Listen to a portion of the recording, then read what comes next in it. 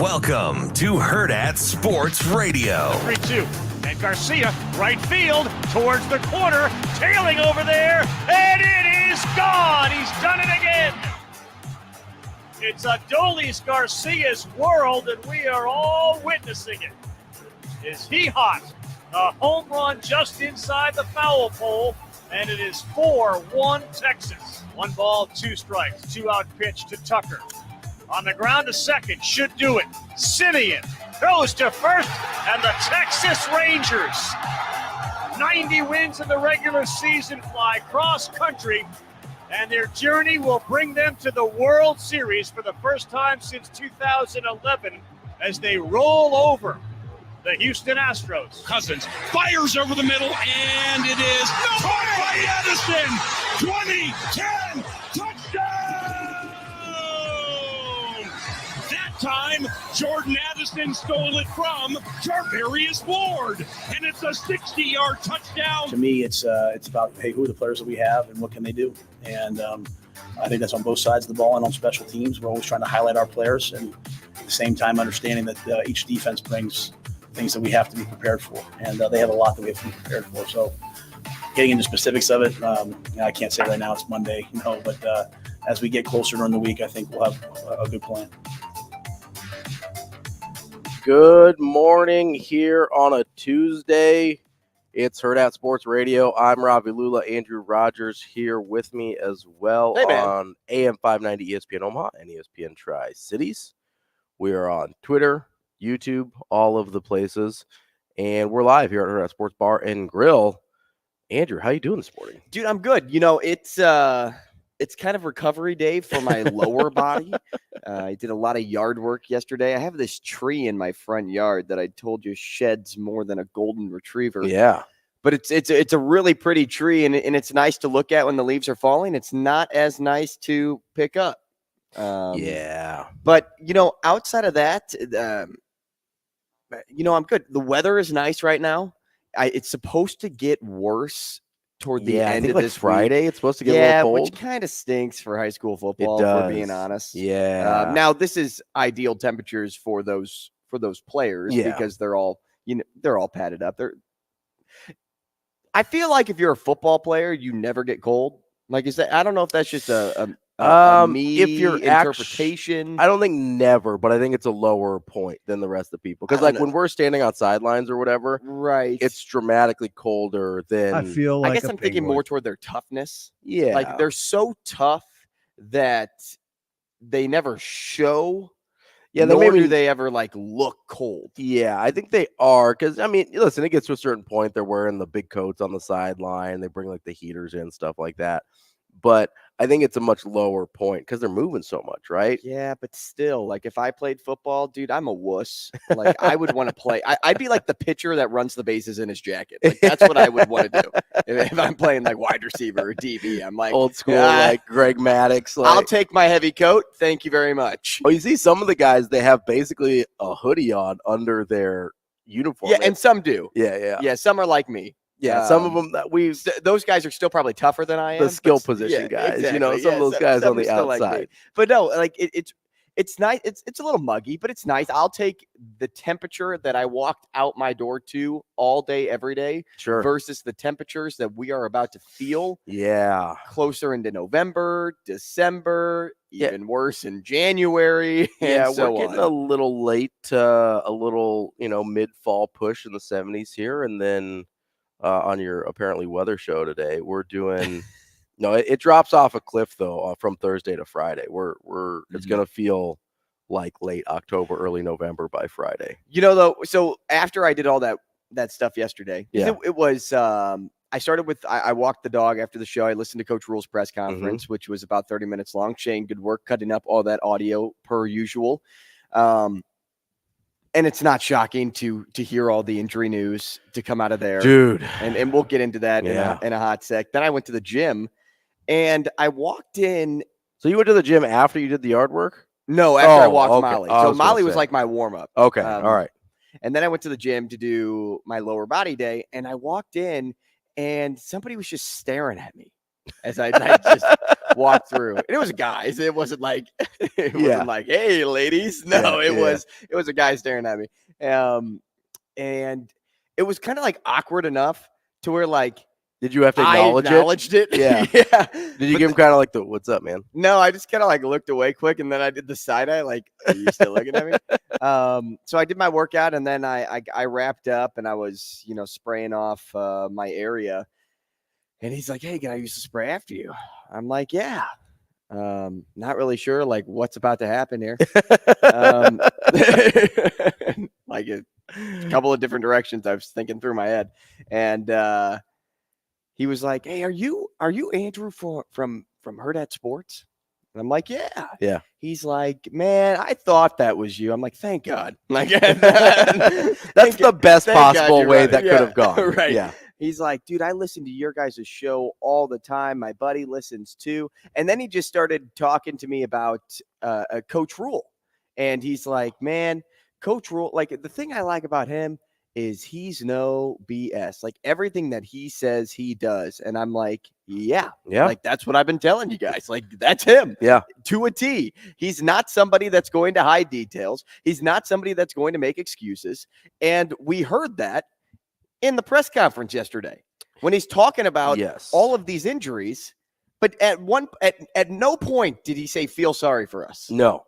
He said, here's who's stepping up. Yeah. Here's who's getting incorporated. And plus, guys, guess what? That 4-game window, we're getting pretty close to. Mm-hmm. And we can bring a lot of these red shirts in and not abandon their career. Yeah. These guys fight. They fight for the University of Nebraska. They get through Purdue, and they can start bringing these guys in and without burning their red shirts, right? So help is on the way. Reinforcements are on the way. I don't know what's going to look like, right? But he named off 6 or 7 guys, just boom, boom, boom, boom, boom, right in a row of that they really like how they're looking, but they don't want to burn their red shirts. And so they're they I think are going to play quite a bit because, I mean, we can just start getting into it now. They're going to have to. They are running out of bodies, especially on that offensive side of the ball. I mean, if you hadn't heard, Ethan Piper, Turner Corcoran out for the year. That's bad. Newelly out for at least a couple weeks. So that's 60% of your offensive line right there. Gone. Just up in smoke. In these 2 games. It's a snap of a finger. In these 2 games that are probably the 2 most important games Thank of the goodness season. Ben Scott doesn't look like a long-term injury. That it looked like I think he's going to – it sounds like he's going to play this week. Mm-hmm. He didn't get brought up in that group. Billy Kemp's going to be out for a couple weeks, so that's a different, position Maybe group. even more. Yeah, he said multiple weeks. Yeah, he said multiple weeks. Newelly, he said a couple weeks. So you're missing for the next 2 weeks, the most important games of your season. You're missing 60% of your offensive line, your starting offensive line. But the good news is, so you got Teddy Prohaska, right? You have a lot of guys underneath Justin that you Evans, expect things from. Yeah, Justin Evans Jenkins, who seems to be really liked around that room. Yeah, he had been pushing for playing time already. He just happened to be behind some guys that they liked at those guard and center spots. All of a sudden, he's pressed into action.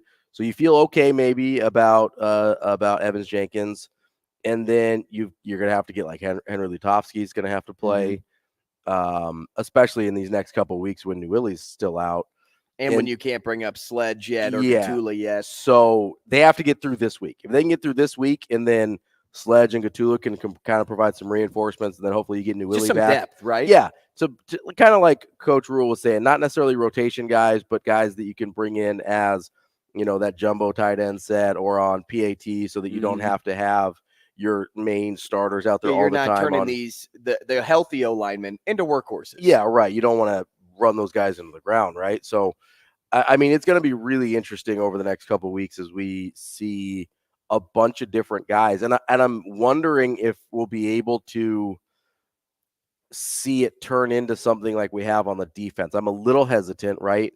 But honest to God, there's probably 2 or 3 times every week. And listen, I pay a lot of attention to this football team. We kind of do it for a living, right? We do? A little bit, yeah. And there are 2 or 3 times every week when somebody on defense makes a play, and I'm like, who is that?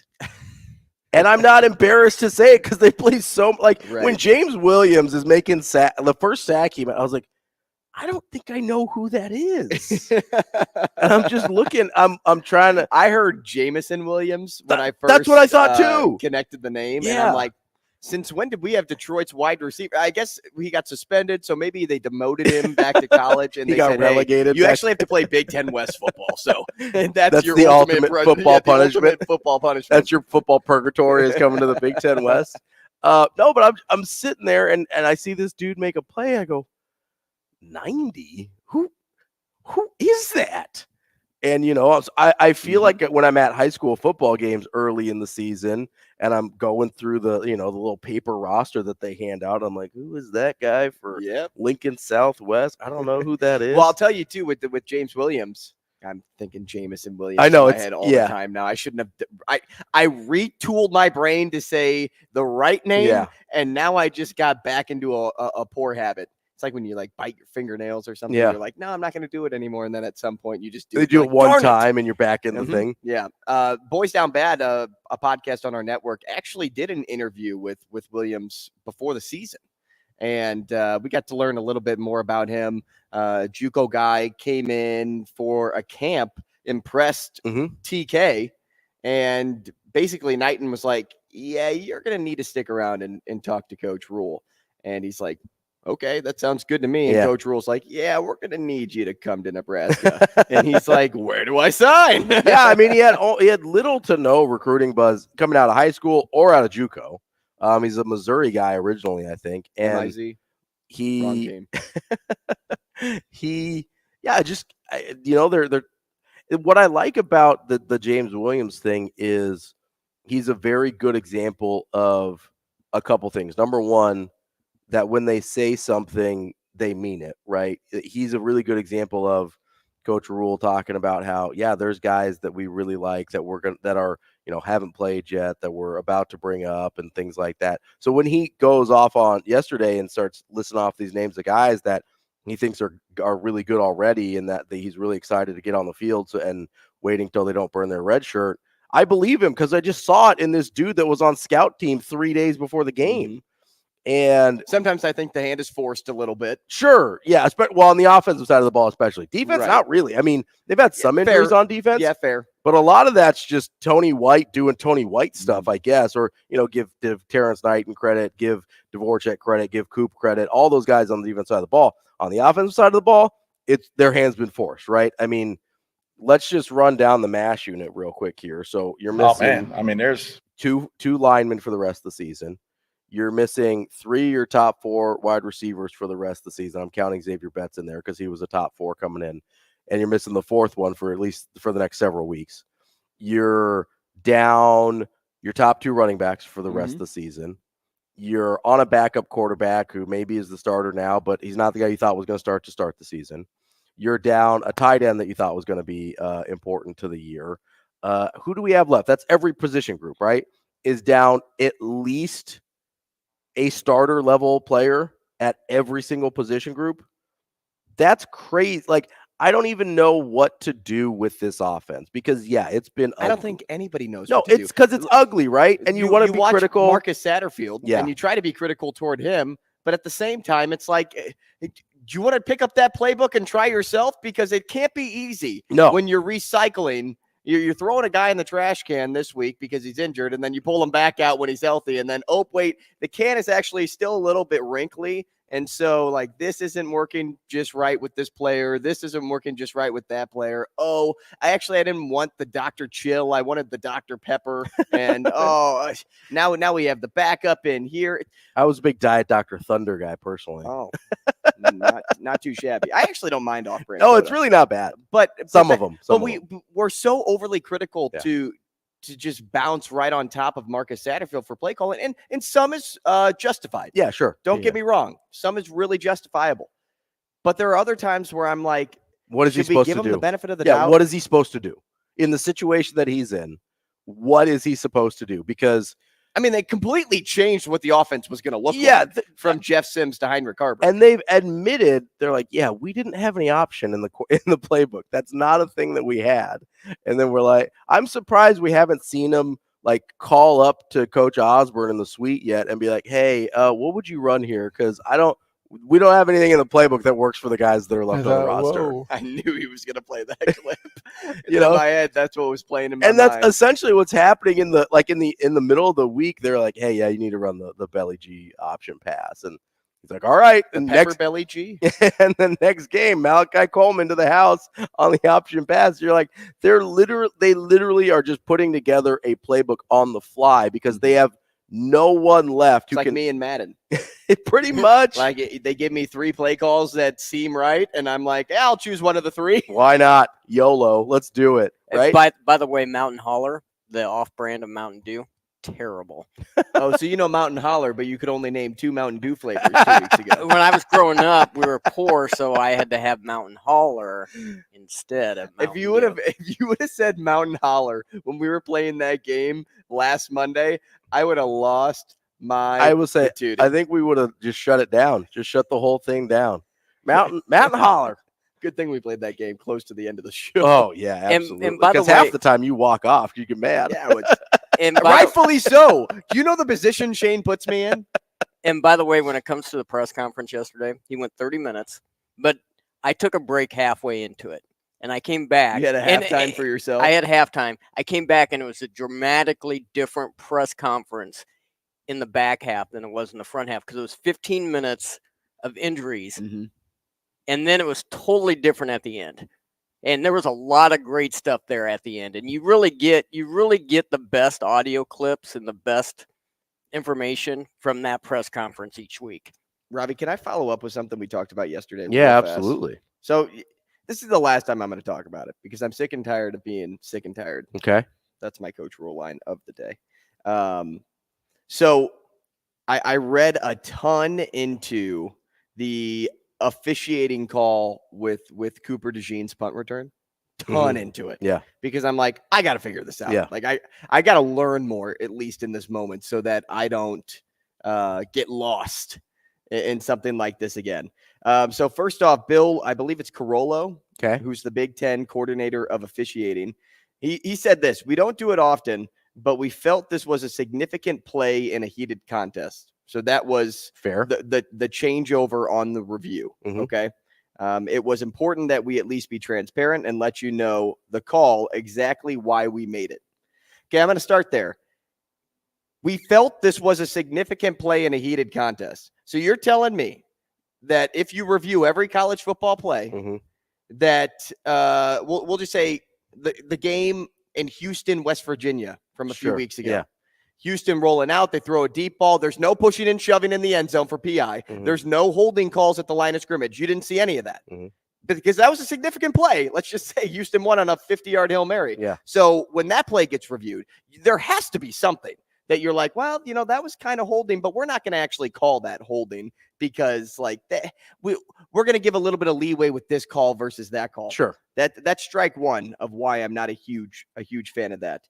Then he goes into saying, Shaw stated that the rule was put in place to protect the runner and also defended the idea that even a small waving motion constitutes an invalid fair catch signal. I only want to focus on that first part. The rule was put in place to protect the runner. If it was there to protect the runner, why did you let the play go? Yeah. Why wasn't the call made on the field? Yeah. Because if we're protecting everybody at that point, not just the runner. Right. We're protecting everybody on the football field. Yeah. Right? And then the question was the play reviewable? Once you go to replay, you have the chance to look at all aspects of the play. Something that I said yesterday. That's not true, though. Yeah, that's exactly what he said per quote of Carollo. Right, but that's not true because you can't go back and retroactively call pass interference in college. Right. That's not a thing you can do. Right. You can't review penalties in college. And there's, I think, still certain instances you can still review pass interference in the NFL, but that's it. You can't go back and review penalties. And then that's not true. Then he goes, but the reality is the rule book is pretty black and white. We try to interpret it and try to use common sense when we apply the rules. We don't call everything a holding play, even if there's a grab, but we try to manage the game. But this is a pretty clear-cut definition of the rule that they enforced at a real tough time, the winning touchdown. Again, no, because you can't just pick and choose what rule you follow. Yeah, because they didn't enforce it in the real time. They enforced it after the fact. Correct. And also, when you bring up a holding call that you're like, I'm going to let the play go on and not be because they just go, hey, the rule book is pretty black and white. But we don't always call it. You can't just pick and choose what you want to do. No. That was probably one of the worst overall. Shouldn't have said anything. He shouldn't have said anything. Overall, I don't know if it was a press conference because I'm reading it off of an article. But shouldn't have said anything. I'm going to call it a press conference. That's one of the worst statement, overall statement gathering sessions I've ever heard. Terrible. Ever. And then the question was, and I thought this was a great question, even though we kind of talked about it yesterday, but what if DeJean hadn't been near the boundary? Would it have been reviewed? I'm like, that's kind of a good question. It was asked if the ball was caught in the middle of the field, would that play have been reviewed? Shaw took the question and did not directly respond to that, instead citing rules on fair catches versus invalid fair catches. Yeah, that's all I need to know. Yeah, that means it's a no. It would not have been reviewed. All right, I'm letting it go. I don't even know why, but it's I got it off right? my chest, but I just kind of wanted to read that to you because of how ridiculous the this part sounds. The part of all aspects of a player reviewable is just simply not true. You can't retroactively enforce penalties. That's a real thing. And again, don't get me wrong. A loss right there helps Nebraska in the long run. Sure, yeah. And as somebody that covers Nebraska and roots for Nebraska, I'm a fan. But I'm also a fan of Cooper DeJean. Yeah, well, and it's also just... And I'm a fan of just being fair and getting the call right. I don't like it when people get hosed, right? Like that's a terrible look for the Big Ten. It's a terrible look for college football. And if you care about college football, you don't want those things, because it kind of makes you a joke, right? Like you don't want those things to be what defines your game. You want the excellence of your sport to define your game, not the blunders and whatever nonsense that was about. All aspects of a player are reviewable, except they're not. And the rule book's black and white, but we only enforce some of it. Yeah, it's just so funny how he just contradicts everything. He's like, yeah, I'm going to get in front of the media and I'm just going to let the media destroy me. Like that's what he did. He just walked in and said, yeah, guys, come after me and I'm not going to give you anything. And what I'm going to say is actually going to sound worse than if I kept my mouth shut. And I mean, who was clamoring for this statement? I mean, I get people were still talking about it, but give it like 2 days, people are going to move on. You're just keeping this thing alive, which is idiotic. I don't understand it. Yeah, a couple of things on YouTube. I think Jack Mitchell on Twitter found in the rule book that you can't call a fair catch after the ball bounces too. Yeah, that's the invalid fair catch thing that we're talking about. But they were referring to his left arm giving a mini motion as he's running to the football, nothing that goes above the shoulder pad, and that's what they called invalid fair catch for, which is still outrageous, because here's what they also said. Oh my gosh, I forgot to include this. They also said, if you look at the on-field views from cameras, you can see that it didn't get above his shoulder pad. But when you look from a high angle, that's the only way to make that call via review. Yeah. And it looks like his arm goes above his helmet. It looks like. It wasn't, hey, it does. It looks like. Yeah. How do you overturn a call then if it only looks like that? Yeah. No, I agree. And the thing with on that Jack Mitchell brought up on Twitter, that is accurate, that technically that is true, but that's where we're talking about how it's something that is never enforced. The thing we talked about yesterday, you sent me a video clip of basically over and over and over again, this is just not something that's called. And Dave says you can retroactively call targeting. Yes, but it's because they specifically made a rule to allow for, it's kind of like the NFL pass interference rule. They specifically had to make a rule in order to allow that to be reviewable. And that was to make sure you're not throwing guys out of the game that don't deserve it. They didn't, like, you have to specifically make exceptions to the rule of you can't review penalties. So, Dave, appreciate the point there. It's just a little bit different. Again, it's off my chest. I'm done. Good. Coming up next, we're going to actually set up the show probably. And we'll let you know what's coming up here on Hurrdat Sports Radio.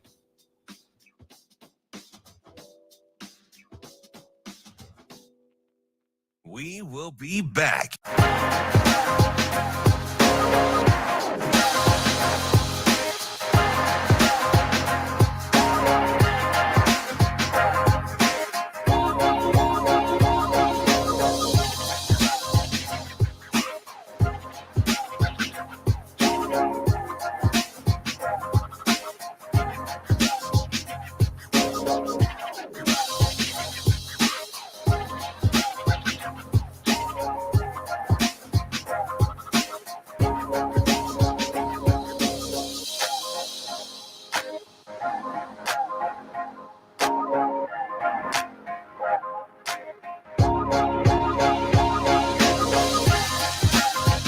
We will be back.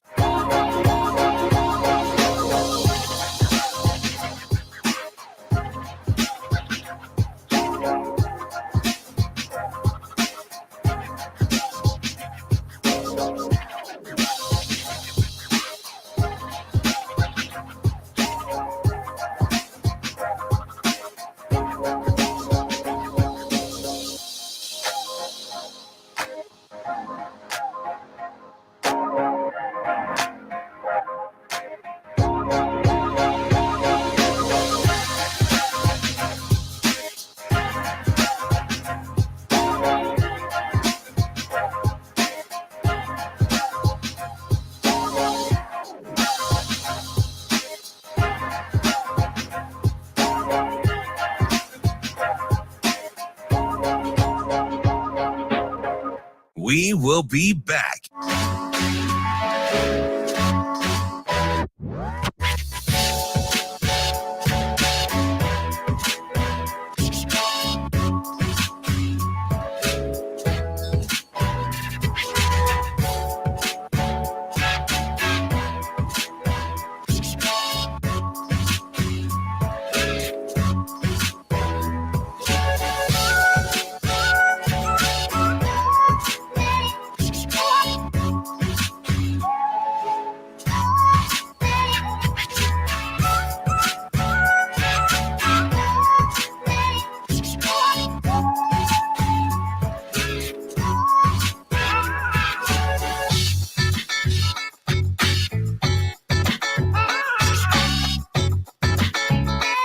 We will be back.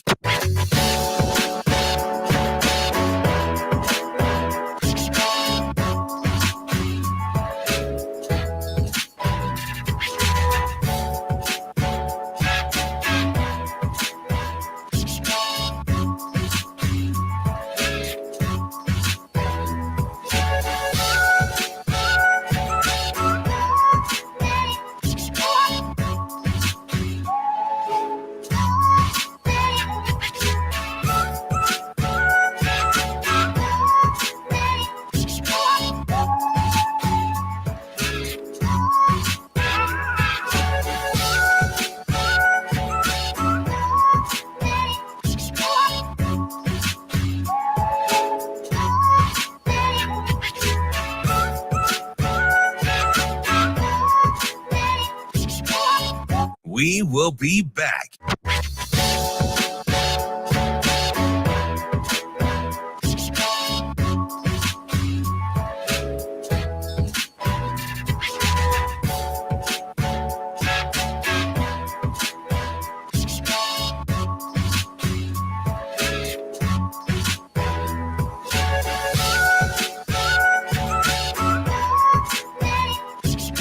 We will be back.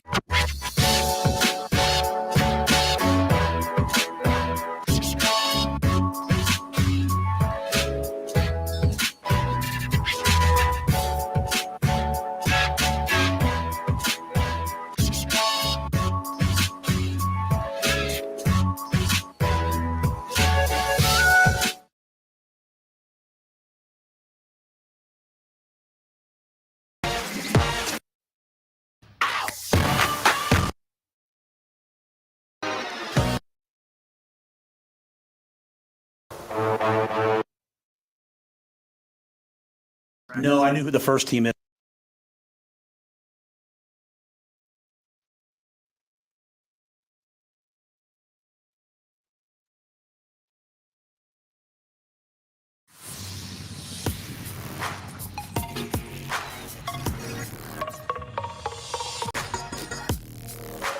You're listening to Hurrdat Sports Radio. No, I knew who the first team is, and we'll catch them. Yeah, we'll catch them. But it's University of Georgia. Yeah, and that doesn't mean Alabama's not. I'm not. That's going to go viral. I'm going to have all these fan bases yelling at me. I'm just saying what another person said of the teams he's seen. But I know how Georgia practices, and that's it's been great to have MJ here to tell our guys like, hey, on Thursdays when we come out, guys in baseball caps and we walk through, they're in shoulder pads and helmets. So this whole coach, coach, we're a little beat up. Yeah, there's a cost. There's a cost to doing things that you haven't ever done before. and it's practice, man. So yeah, I am not saying we're the second hardest practicing team. That's not what I'm saying. I'm saying a scout said that, and I had him say it to the team. But again, it's just the ethos out there of like, you want people to know like, hey, this is what a Nebraska guy is. Like, you come into a team meeting, and if you don't have a pen in your hand, or you come into a meeting, you don't have a pen in your hand, you're out. Like, you're not in the meeting.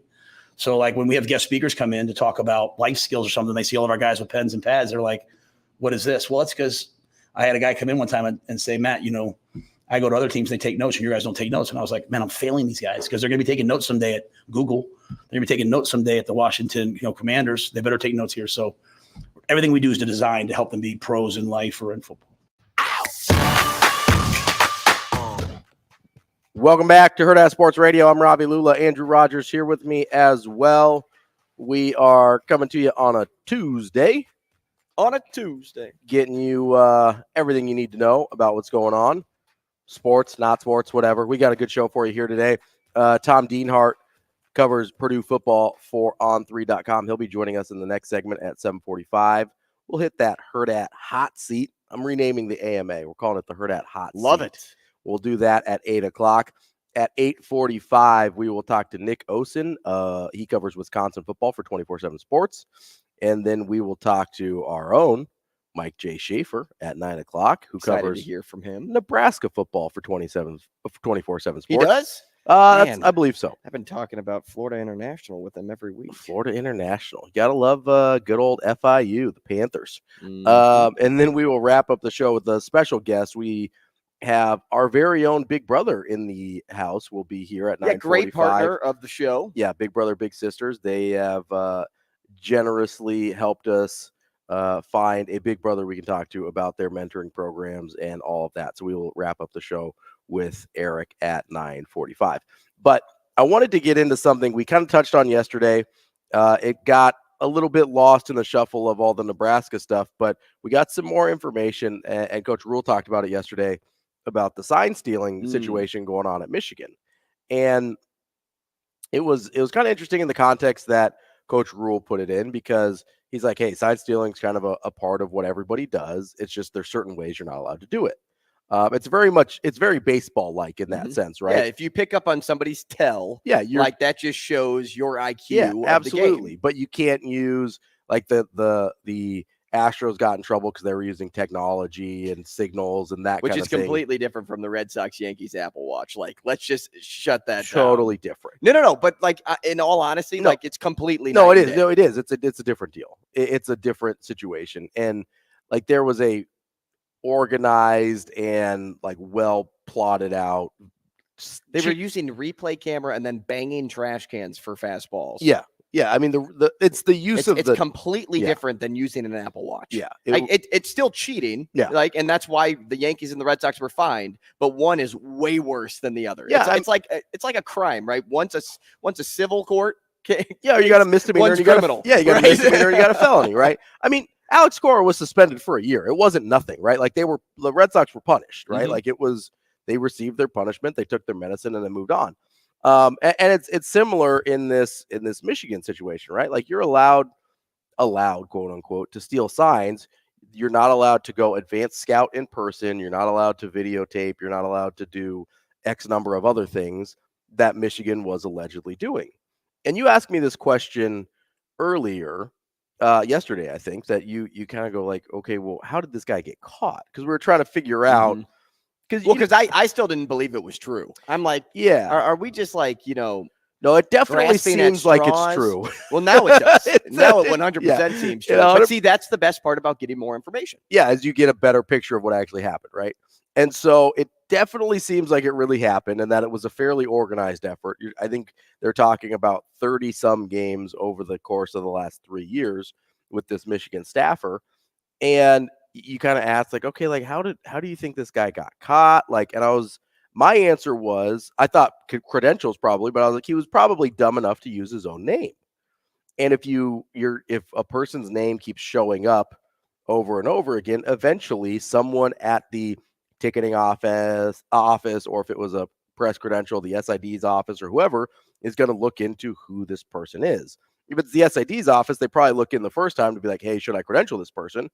the ticketing office, and this is the funniest part to me, is I know how these ticketing people work, right? Because I'm very good friends with somebody who worked in the Creighton ticket office. And so I know how these things work is if they see someone who is buying, especially because these tickets were allegedly about the 45-yard line. Those are really good seats, good sight lines to see the other sideline. So these are going to be expensive seats, right? This person at one of the schools bought 9 tickets over the last 3 years at one school.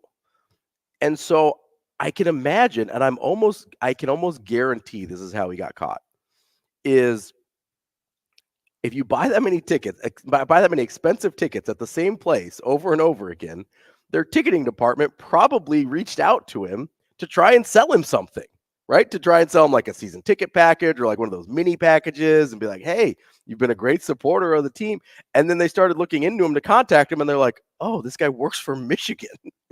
Like, I'm almost positive that's how he got caught. And that easily could be a good judgment call on your part. And that's also probably why it took so long, right? Because it was slow enough at some of the other places. I think one of the other schools was only 3 times over the last 3 years. That probably doesn't raise a red flag.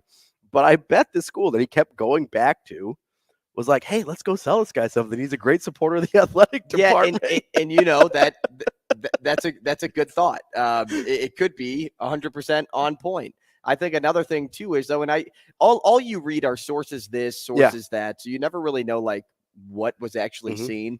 But something else I thought about too was maybe, just maybe, somebody in the seats was, you know, somebody's family member on the team. Sure. Okay. Yeah. And if you see somebody recording the whole game, because that's what they were saying, they recorded the entire game. Yes, yeah. Which, first off, how much space do you have on your phone? Yeah. Because I hardly have any. You've got that expensive iPhone. I probably could record 3 minutes of action. That's how much space I have. You need to clean out that phone a little bit, bud. But maybe there was a situation of, man, this is weird that this guy is still recording and still recording and then he just, like, say I'm a brother of somebody on the team and I texted my brother after the game, like, dude, and thinking nothing of it. Yeah. Dude, it was really weird. Like, super weird. This guy by me was just recording the entire game. Yeah. And he's like, huh, really? Like, what do you think, like, he was gaining from it? I don't know, because he wasn't really recording play. He was just recording, like, the sidelines. Yeah. And then, oh, you probably can't be doing that. And then one person told another person, one person told another person, and now, boom, we're in this situation. And they're like, hey, can you look up who was sitting next to this person? And the thing that it was the cherry on top of the sundae was the fact that after they did this paper trail to figure out who this guy was, they found out he had tickets to the Penn State-Ohio State game. Not just one ticket, but one ticket on 145 on each sideline and one ticket on the other side. And that is bad. Yes. You lose all plausible deniability there when you basically have a pattern of behavior. Honestly, and kind of I'm going to make fun of this guy a little bit because it seems like he's a little stupid. Part of the thing that's funniest to me, he is a Marine. Thank you for your service. Yes. Appreciate his service, but that you're doing some dumb things now. He was a volunteer from 2015. He wasn't on staff until like a year and a half ago. He was a volunteer when he was doing because he was volunteering, going to games and saying, hey, I'll record for you as long as there's a job waiting for me. So here's where it becomes like it's probably a Jim Harbaugh problem. This dude's a volunteer, not working for your staff for the first 2 years that he's doing this. Who's paying for those tickets? You think those expensive tickets are coming out of his pocket? I think the U.S. government with his checks that he's getting in the mail. I think it's Jim Harbaugh. I'll tell you this too. As I was kind of like reading more and more into the story, it just kind of started making me laugh. Yeah, it's sort of silly. It's like, wait a second. Why is Michigan the second best team in the country needing something like this to get a leg up on other teams? But then I started doing like even more research. And do you remember what happened against TCU last year? A game that Stallions couldn't attend. They lost. Then how about the game against Georgia in the college football playoff? Yeah. A year before that, they got spanked. Yeah. Again, another game that Stallions could not attend. Yeah. So they beat all the teams he does attend. You're starting to wonder here. But he didn't beat TCU or Georgia. At the same time, being better than everybody else didn't stop Bill Belichick from cheating. So, it might just be a control freak thing. I don't know. But Michigan might find themselves in a little bit of hot water here. Coming up, we're going to talk to Tom Dienhart. He covers Purdue football here on Hurrdat Sports Radio.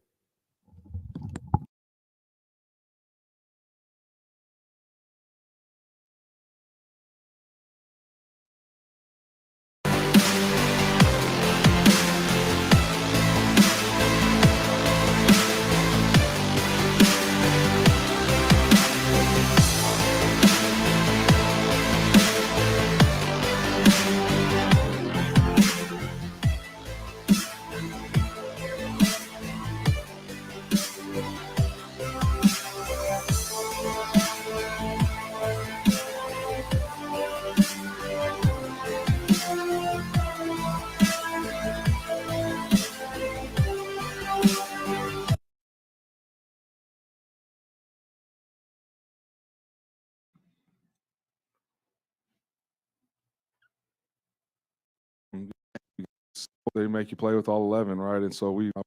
Big quarterback poses a big guy, likes to run it.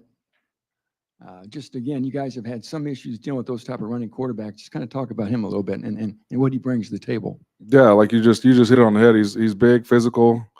Nebraska, they make you play with all 11, right? And so we will definitely have to adjust the way we play and adjust our game plan a little bit.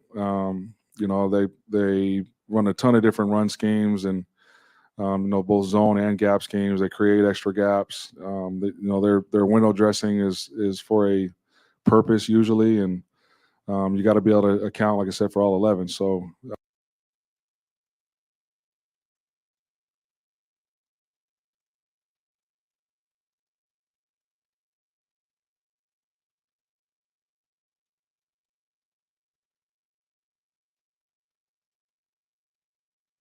We will be back.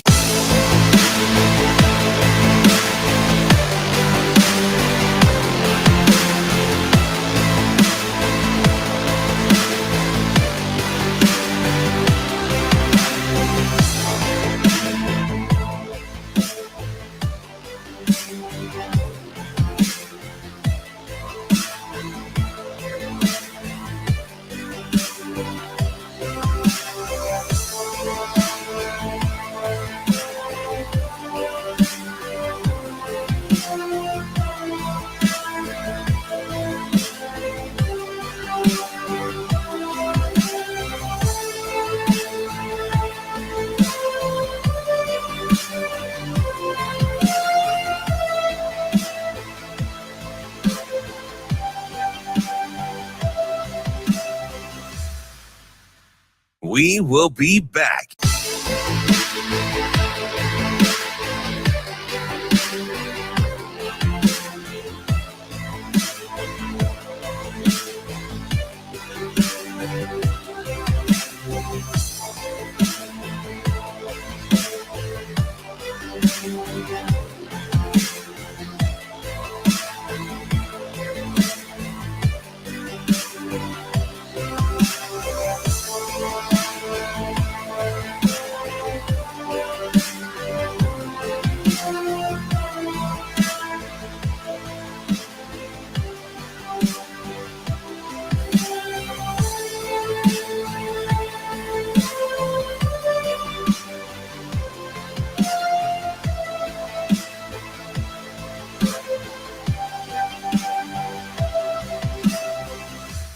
We will be back.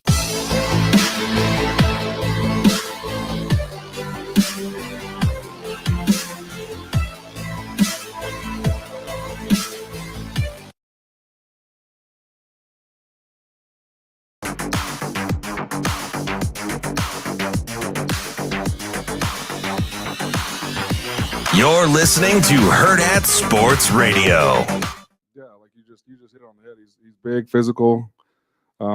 Nebraska, they make you play with all 11, right? And so we will definitely have to adjust the way we play and adjust our game plan a little bit. They run a ton of different run schemes and both zone and gap schemes. They create extra gaps. Their window dressing is for a purpose usually, and you got to be able to account, like I said, for all 11. So.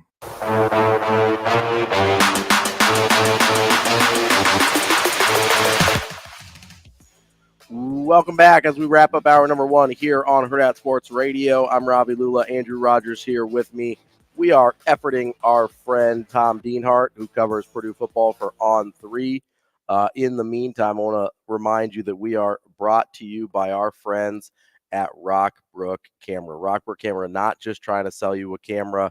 They are trying to help you become the best photographer you can be, whether you're just kind of a regular Joe like me, just trying to capture your memories and share them with your friends and family, or if you're a pro like some of the staffers we have here at Hurrdat Sports, and trying to capture professional quality footage, Rockbrook Camera has you covered.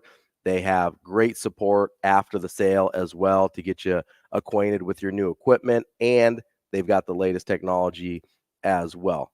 You've got some old stuff, you can trade it in and upgrade what you've got going on there, or they have an extensive rental department if you just need something temporarily or are trying to try some things out. Go check them out at rockbrookcamera.com or in Omaha at 168th and West Center or 70th and Pioneer in Lincoln. As we try and track down Tom Dienhart here, you were bringing up some in the break, some interesting things about Jim Harbaugh, and I don't think he's in trouble. There are multiple things swirling around Michigan right now that are concerning. You've got the best part for Harbaugh is he has a fall guy. Yeah, like for Stallions this, is his fall guy for this one. And if it was in a vacuum, that probably wouldn't rise much past that level. The problem is he's got the suspension from earlier in the year for not cooperating with an investigation with the NCAA. They've got some allegations of illegal recruiting during the COVID season, similar to what happened at Arizona State. That's kind of flown on the radar, but the NCAA's looking into that as well. And I don't think it rises to the point where they would let go of Jim Harbaugh because, A, they love him there. He's a Michigan guy, and he's been hugely successful. But there's a lot swirling around that program for a team that I think as of this week is the betting favorite in Vegas to win the national title. There's just a lot going on there.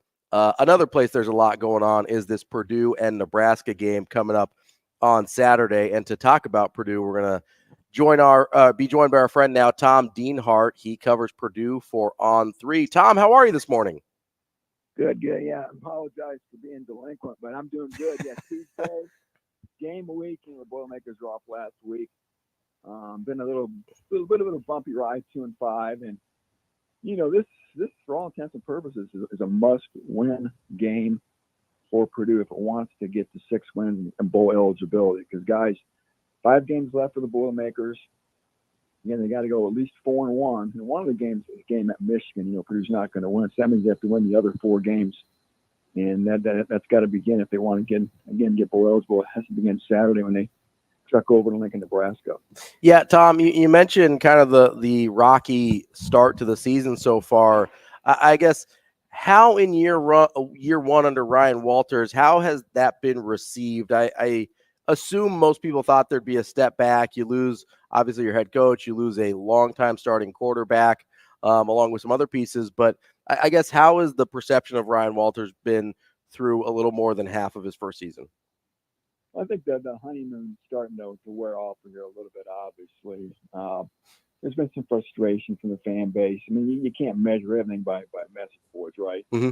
Those people are always a little bit on the fringe. But a lot of what's happened is with the offense, Graham, the offensive coordinator, some of the play calling, what they try to do.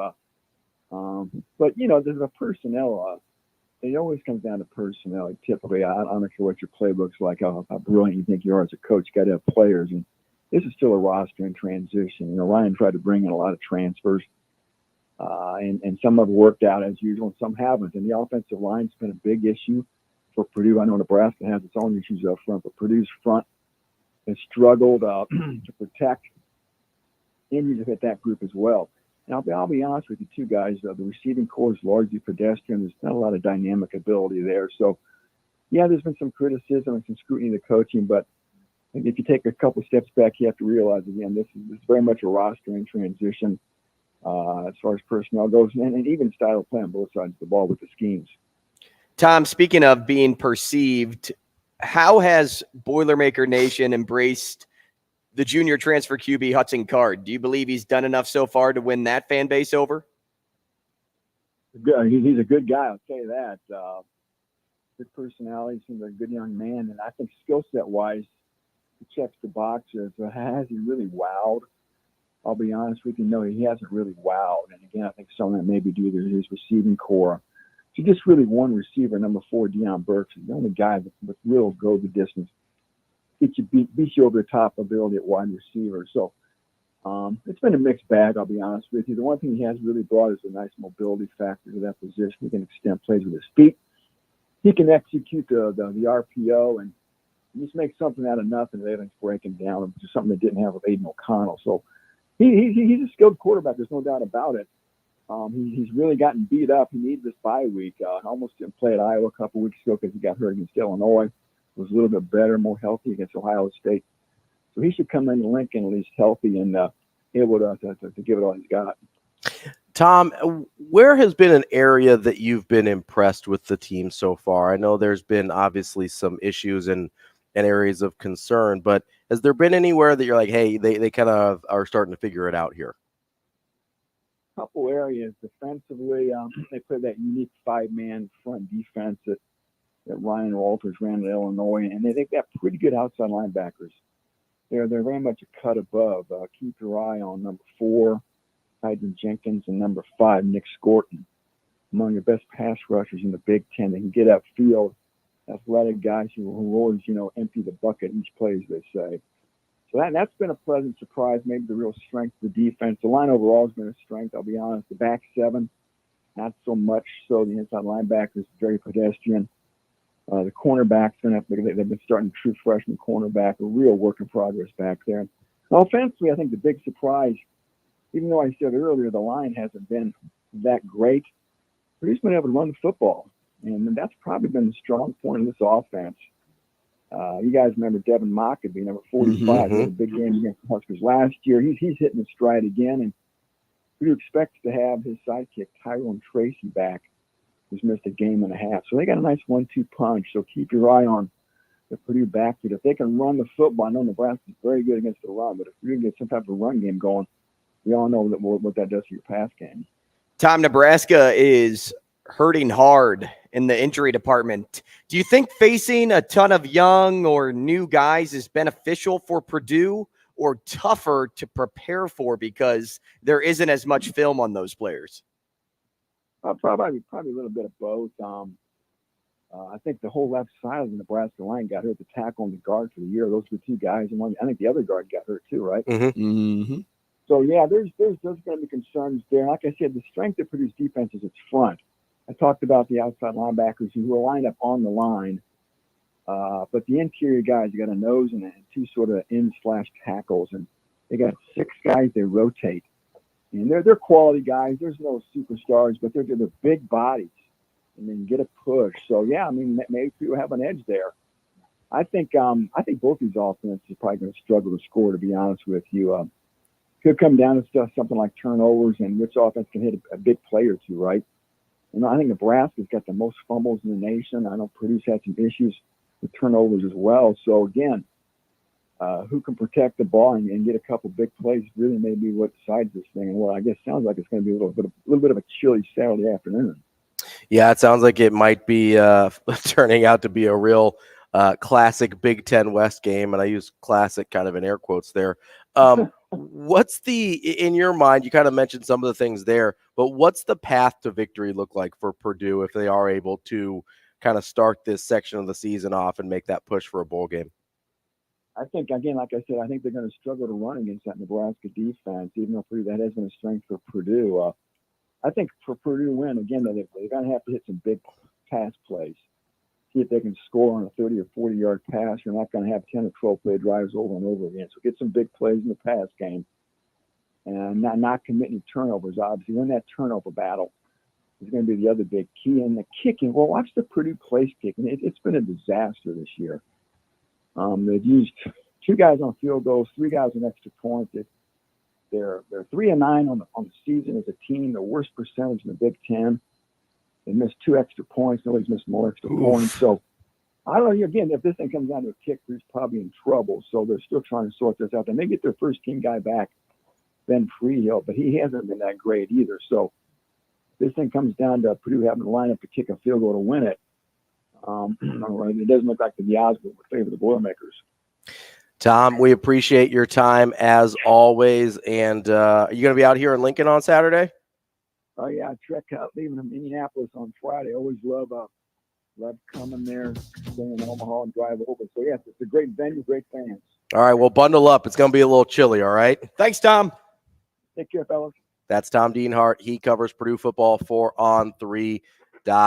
Really appreciate Tom's time there as always. Coming up next, we are going to get to our Hurrdat hot seat, a little bit of AMA for myself and Andrew Rogers. If you've got a question for us, give us a call on the Warhorse Sportsbook Hotline, 888-638-4876. We got more coming up next.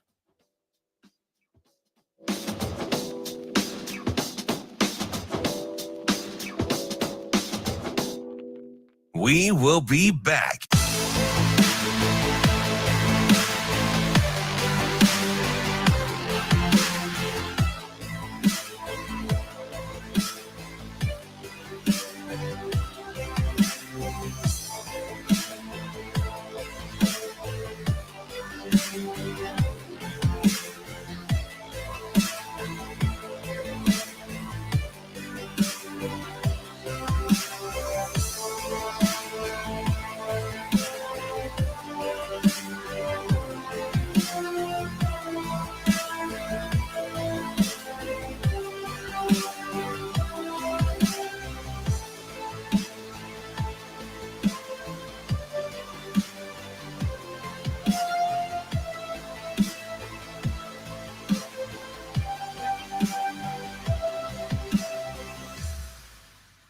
We will be back.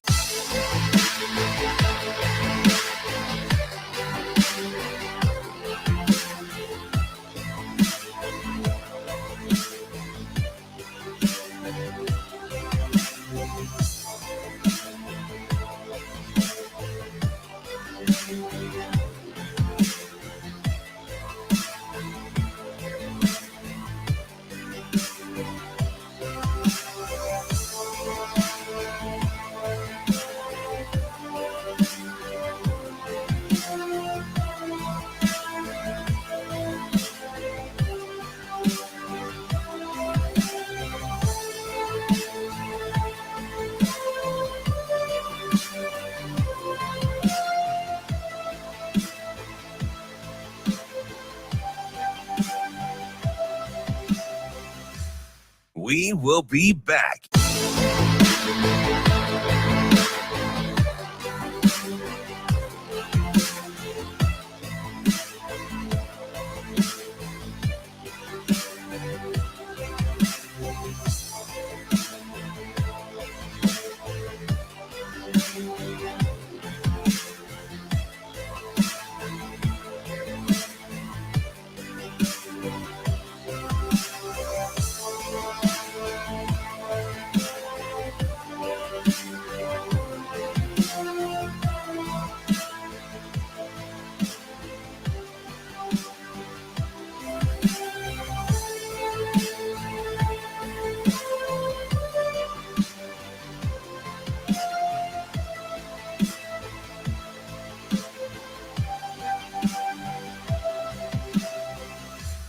We will be back.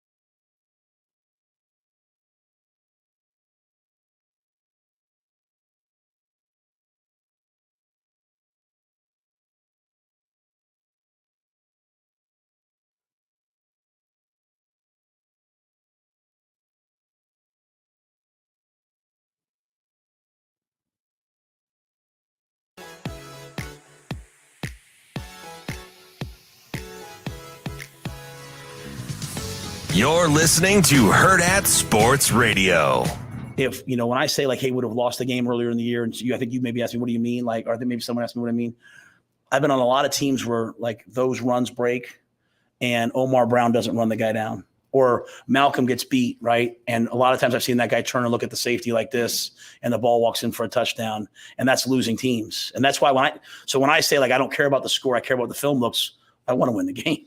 But when I see that, I'm like, man, the fact that Malcolm got beat and didn't feel sorry for himself and ran it down and got the guy tackled at the 8-yard line, then we held him to a field goal.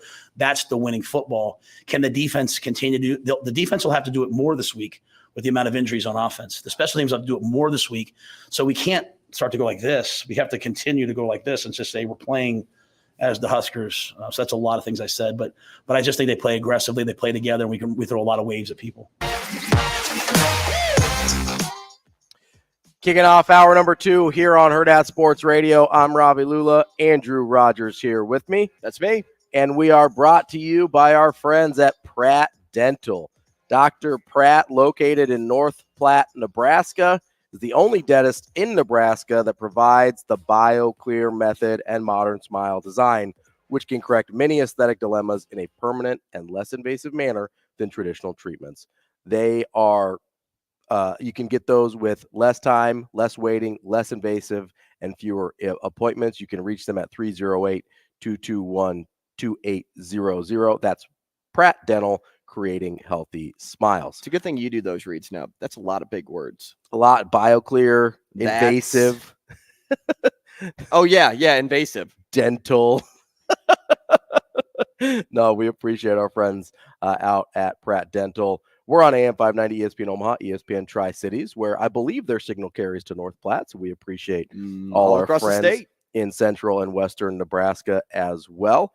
But it's time for our Hurrdat Hot Seat, formerly known as the Hurrdat AMA. We're rebranding a little bit here. I like all about it. I like alliteration. Hurrdat Hot Seat. Basically HHS. Hurrdat Sports Hot Seat, HSHS. So you're making some renovations to the South Stadium is what you're doing. Yeah, it's not going to cost $450 million to rename the segment, but we're making some renovations anyway. It does in my head. How much of that goes to you, though? 94%. I get the 6%? Yep. I'll take 6% of $450 million. I can live with that. And Shane, I'll give you 3% just because I'm a nice guy. Actually, Actually, that's nice. No, you're dead to me. Okay. You made me eat dead fish yesterday. So yeah, I blame Shane. Hey, so you spin the wheel, you get it. That's true. I mean, technically, you picked the jelly bean, so that's on you. Technically, Technically, Shane needs could not to live name up to expectation. Could not name 3 I Adam did. Sandler movies. And I quoted Happy Gilmore like 3 minutes before. Did you see me? I tried to like put a thought in his head. Yeah, that's cheating, by the way. Hey, it wasn't like I was recording games or anything. My favorite part is he just goes water boy and then sits there. Yeah, well, because he was right off the bat, and I'm like, oh, he's getting 3 I said for 50, sure. 50 first dates. At like 11 seconds, you said Yeah. 50 first dates, but you just go water boy and then sit there for 9 Billy seconds Madison and don't Happy Gilmore. Most of his just go with most it. of his movies are bad. Grown Ups. Never seen Grown Ups. Never seen Click. You could have just gone Grown Ups 1, 2, 3 and been done. I didn't know there was 3 of them. Yep. Or the all-time Big Daddy. Big Daddy's a good one. Great I mean, movie. You know, I haven't seen it. You could go the all-time I think I have faves it, but I haven't like Jack Wedding and Jill. Singer. Wedding Singer's great, but Longest Yard. Longest Yard's a good one. I haven't seen it. You haven't seen Longest Yard? Have you seen the original Shane, Longest that's Yard? your homework. I The haven't seen that Longest one either. Yard. I have both of them. I haven't seen either one. That is your homework, Dude, that's the funniest thing to me is Shane just has movies that he hasn't watched. Like you own them, right? Like you own these movies. Yeah, I own DVDs of both of those. See, that's what I don't understand. Whenever I bought a DVD, it's either because I already knew I liked the movie or because I wanted to watch it and I would watch it immediately after buying it. Problem is though, and then you can get to your AMA, you can get to your renovations, you can bring the bulldozer in, all that stuff. Problem is though, I have a lot of DVDs, and I got a lot of DVDs because I would go to Saul's and I would get like 40 or 50 at a time for like $40. But Saul's? It's like pawn shop. Yeah. Okay. So I mean, you'd walk out with a box full of them. So to get to watch all of them when you got them was almost nearly impossible. Just start banging those things out, Shane. You know what else is a good Let's Adam go. Sandler movie? What's And I that? think you can still watch it on Netflix. Hustle. Oh, that is a good movie. That's a very good It movie. is a good movie. It's like, I mean, it's pretty predictable, but it's really well done. Yeah. Honestly, one of the better basketball movies, because they use actual basketball players, right? Mm-hmm. So you got like Anthony Edwards in there. I think Tobias Harris is in it. Yeah, there's a bunch of dudes in there. Boban's in there, which is hilarious. Yeah, he's playing like an 18-year-old, and he's 40. It's hilarious. This is my son. And he's like 18. And then you've How got old is he? Hernan Gomez is like the main character. But no, it's a really good movie. Yeah, there's a bunch of good ones on there. It's not. I mean, you are so not invited to my bat mitzvah. Come on, Shane. You haven't seen that one? It's not Murder Mystery with Jennifer Aniston. See, I haven't seen that one. I heard it's okay. I heard the first one's okay. Is there two? I think they made a second one. Yeah, or they're about to. I'm not sure. I was going to say I haven't seen the I'm not sure one. if it's out. Oh no, yet. there is. There is. Yeah, I think there is two. Hey, I've seen Adam Sandler in concert, so I've got. They're not all. I've got that on both of you guys. I'm sure. I've seen him do his. Shane, that wasn't the prompt. Do you remember? It wasn't who's seen him in concert. It was how many movies. And you will never see him in concert. Says who? I don't know. He's coming to Omaha again. Says let's who? get him on the show. Let's get Adam Sandler on the show. Yeah, let's do before it. he comes in town. I'm sure it's pretty easy. Let's sell some tickets. Shane, start producing. Let's go. No, didn't you? Were you the producer when? Well, that guy's canceled. Never mind. We'll forget about it. No, back in the day, Schick and Nick had a. This was pre all the stuff, but they landed Bill Cosby. Oh yeah, Cosby. I set that interview. I would say, were you the producer for that? Yeah, I tracked him down, set it up. So you can get Adam Sandler. I'm just saying. I'm not saying you could get Adam. You can track down. You probably can't get. Hey, I'm sure that's what everybody said about you with Bill Cosby. You probably can't. I believe in you, Shane. I'm like Matt Rule. I believe in your ability to execute. Sometimes when I would set those up, I wouldn't even say that I was doing that. I would just try for it, and then if it happened, it happened. Shane, that was one that I walked in one day and I said, "Hey, we're gonna have Bill Cosby on like on Thursday. Hope you guys are cool with that." And they're like, "What?" Shane, I need you to go in with the mindset of if we die, we die. Yeah. Why didn't we get Chappelle, Shane? What happened? You're not going to get Chappelle. You're going to have like what we should do? You would have to have like 37 different delays going. Who's the guy in she's out of my league. It's not the main character, but his best friend in the airport, Stainer in the movie. Yeah, I know who you're talking about. I don't remember his real name.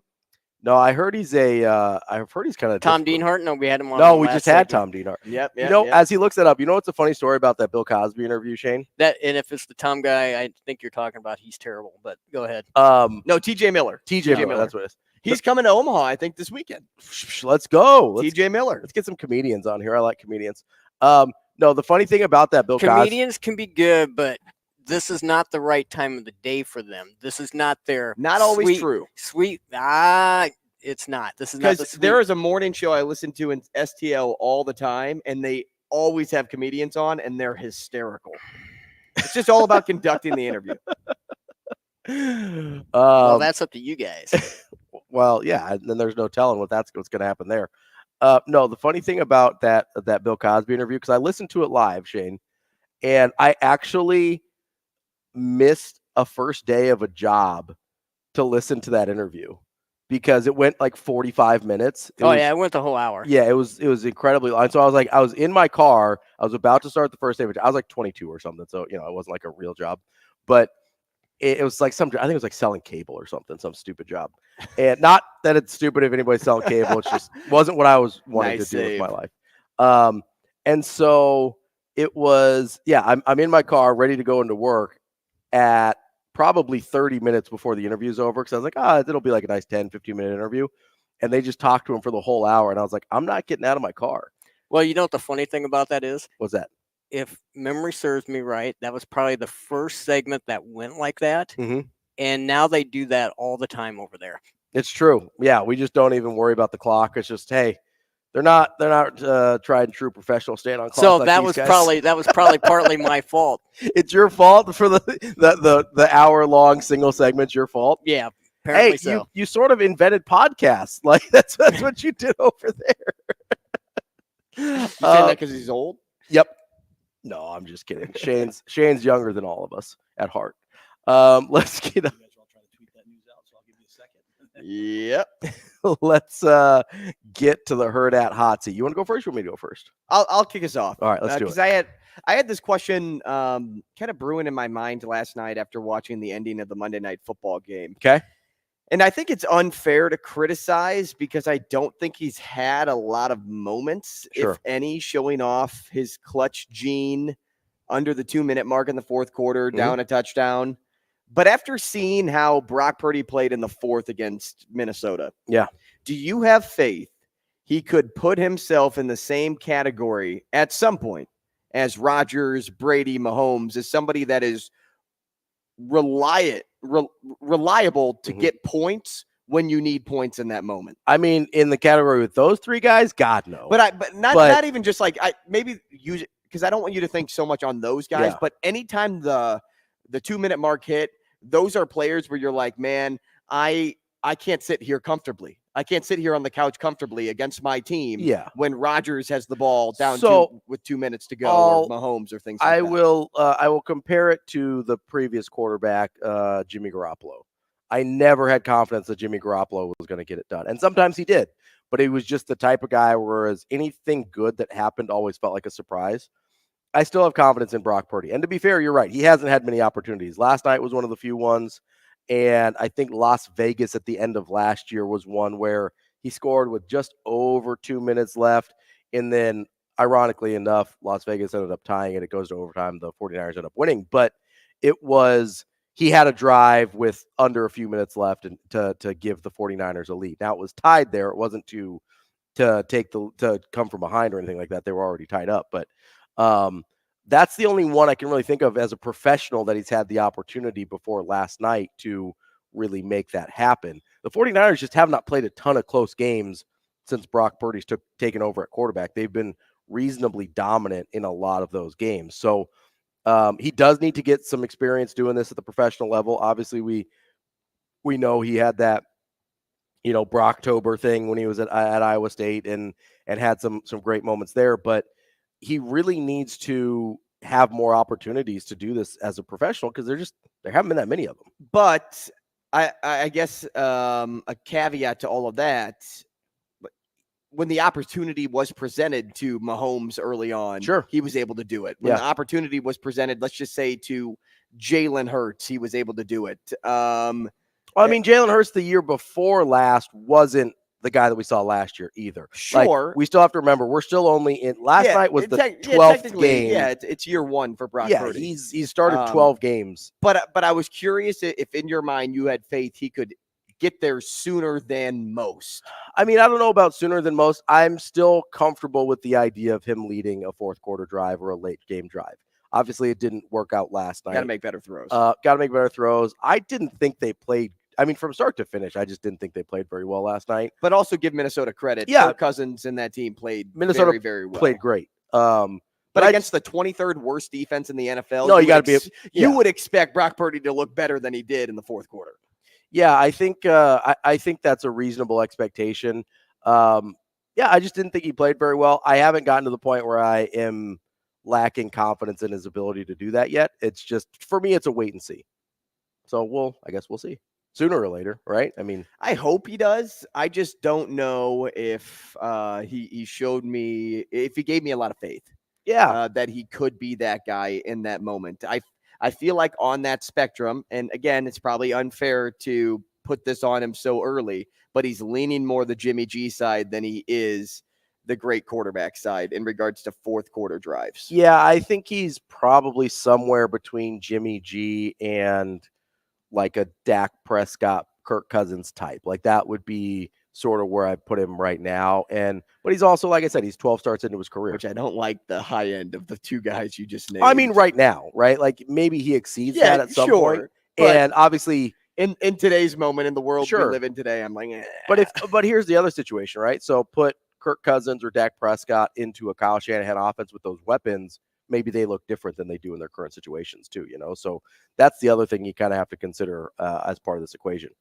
My first one for you, we'll do another sports one. Who is your favorite random coach in any sport? So that's to say a coach outside of somebody who's ever coached for your teams. Because we all have like random affinities for coaches, right? Somewhat, I would say. I loved and this is just because I didn't actually get to see him coach, Yeah. but I loved all of his antics. I loved Bob Knight. Okay. And I just think it's because growing up when YouTube was like really kind of popular for me, in the early 2000s to even into high school, like I loved watching his blow-ups. But he was also a really good coach. He was a successful coach. Bob Knight for me was just entertaining. And I think I have an affinity for entertainment more than I do the actual style of coaching. Okay. In that moment. So I would say Bob Knight, which is probably an off the radar. Yeah, it's a play weird for answer. Yeah, I wasn't expecting that at all. Mine, I've got a couple. For basketball, I've always loved Greg Popovich. He's just obviously really good at what he does. Very good coach. Also kind of entertaining. And as I sit here more, I'll probably think of another one, but keep going. Yeah, he's kind of entertaining. Like he's got some interesting, kind of quips and stuff in the press conferences. He's a little bit, I feel like as he's aged, he's opened up a little bit and we've gotten to know him a little bit more. So I've always liked Greg Popovich. A guy that I like purely on football stuff or just coaching stuff is Jamie Chadwell. I just love the way he's the former Coastal Carolina coach. Now he's at Liberty. I just love all of the different, if Jamie Chadwell's offense was at Nebraska, I would be so happy because it's basically a modernization of the triple option principles and all those read principles that kind of made Nebraska famous for so long. But it's really, really creative and there's a lot of window dressing on it and stuff like that. And it's just so well executed. Really love the way he coaches football and the offenses that he puts together. So I have I watch over the last few years, I've watched way more Coastal Carolina football than is necessary or probably healthy for someone who has no reason to do so. Just really, really like the way his team's playing. I also like, it's speaking of Iowa State, because we just got done talking about Brock Purdy, Matt Campbell a lot. Yeah. I love how much he cares. Yeah. I've always been a Matt Campbell guy. And just the way he carries himself. There's just something about crying for your seniors on senior night. Yeah. And getting so into it from like a fatherly standpoint. Yeah. I really appreciate his coaching style. So that would be somebody that I'm really fond of in regard to personality. Yeah, just how more he than entertainment. Carries himself for sure. And his star has faded a little bit at Iowa State. I still think he's a really good football coach. I just think that's a really hard job. So we'll see what keeps in store for him. All right, number 2 for you. Go ahead. All right, this is a non-sport question. All right, let's do it. But we've been talking about movies. We kicked off this segment with movies.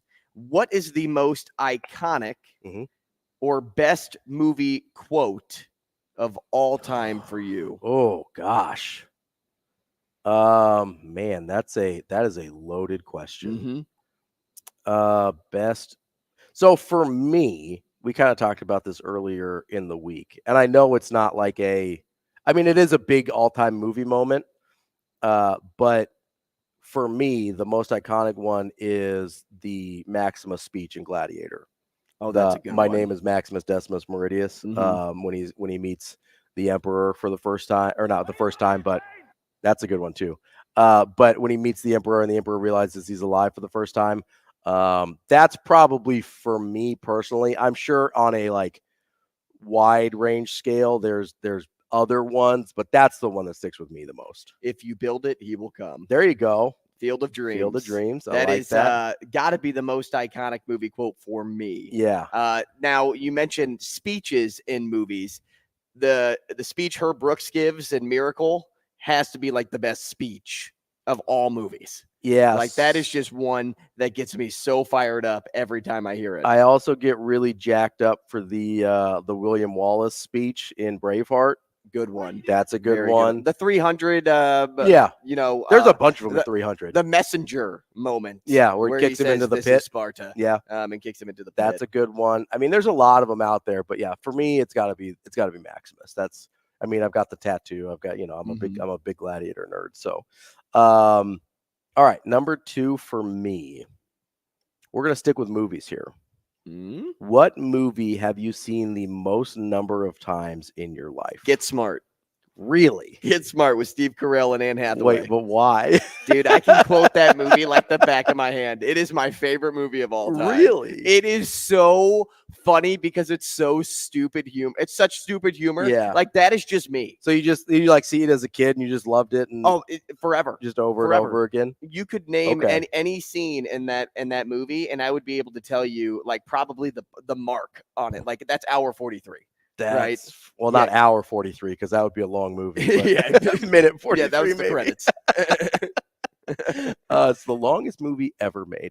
No, but it is. I was not expecting Get Smart. It is my favorite movie of all time, and it's just I love Steve Carell. Sure, yeah, but yeah. I also just love the stupid humor in the movie. Okay, all right. That's what good hang time, huh? I've never seen it. What? Yeah, I've never seen Get Smart. What's in the briefcase 23? Could that actually be the football? As in football, you mean? Well, maybe. As in football, do you mean the activation codes to the bomb that may be planted? That's exactly what I'm saying. I don't believe in a real football unless it's signed by Joe Montana, and I don't think it's the case here. Yeah, I haven't seen it. What about you? What's yours? I think it's Moneyball. Moneyball is a fantastic movie. I watched that. It's long, though. It is. So you have to really decide, like, hey, my day today is going to be Billy Bean. So I watch it probably at least once a month. And for a while, I just, like, if I was working or something or didn't have something else to do, I would just throw it on. And so it would just be on because it's kind of it's sort of like a weirdly, like, comfort movie for me.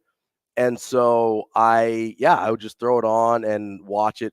There was a period there where I was watching it almost every day when I was just working or whatever. And now I don't know if that's the number, at least as an adult, that I've seen the most number of times. Now, if you want to go back, I'm a huge Star Wars nerd, so there's probably I've just accumulation of over the years. Maybe I've seen it more, but the movie that I watch most frequently now is Moneyball. Get Smart, by the way, 1 hour 50 minutes. Nice. So hour 43 would have worked. Thank you very much. I thought you were saying in the 43rd hour. No.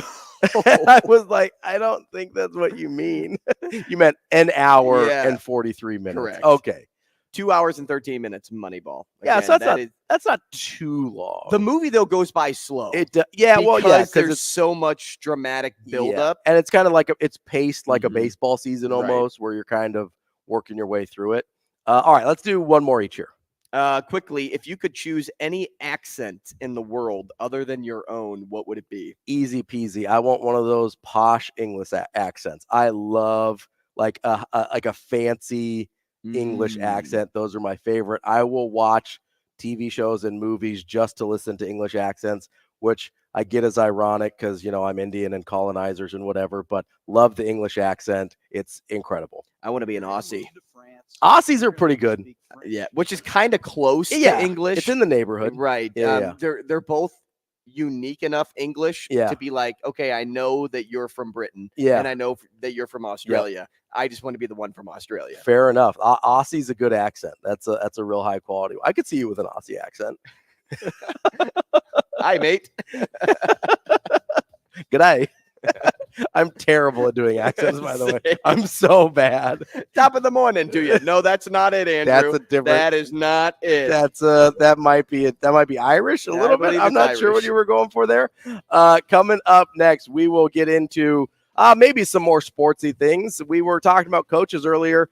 I actually have a question I kind of want to ask you about coaches. Ooh, that's what we call a tease. Hey, how about this? If we're talking about movie quotes and coaches, how about we go to Rounders? Pay the man his money. That's talking about Tony White. Tony White, baby. Pay that man his money. More Hurrdat Sports coming up next. We will be back.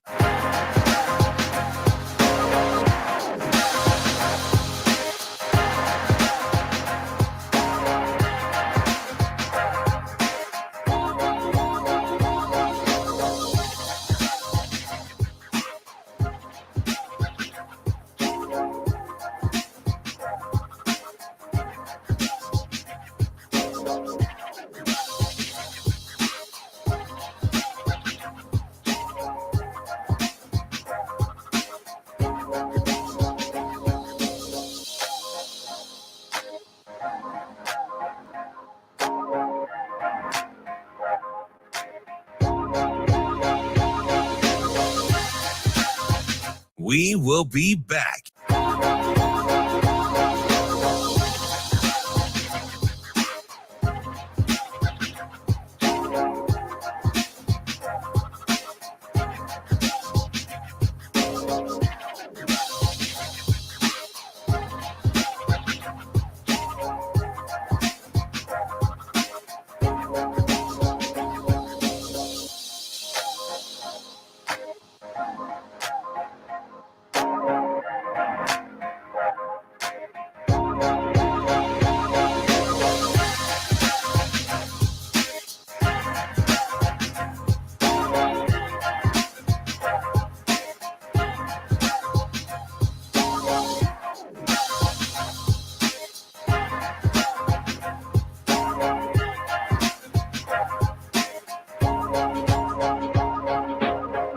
We will be back.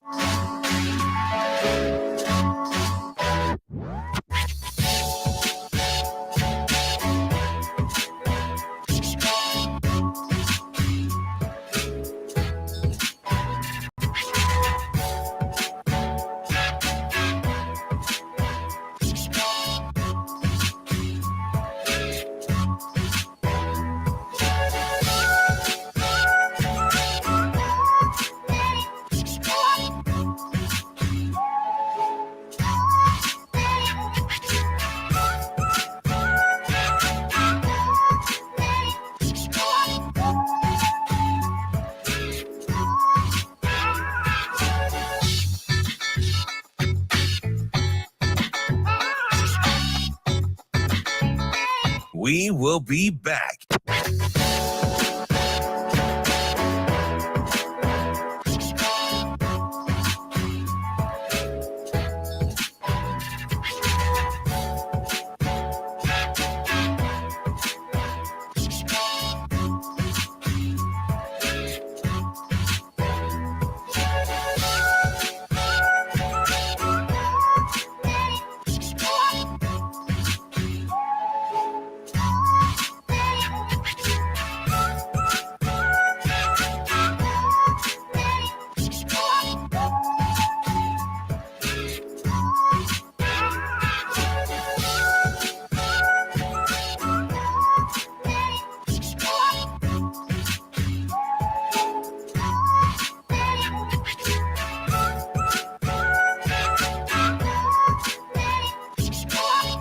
We will be back.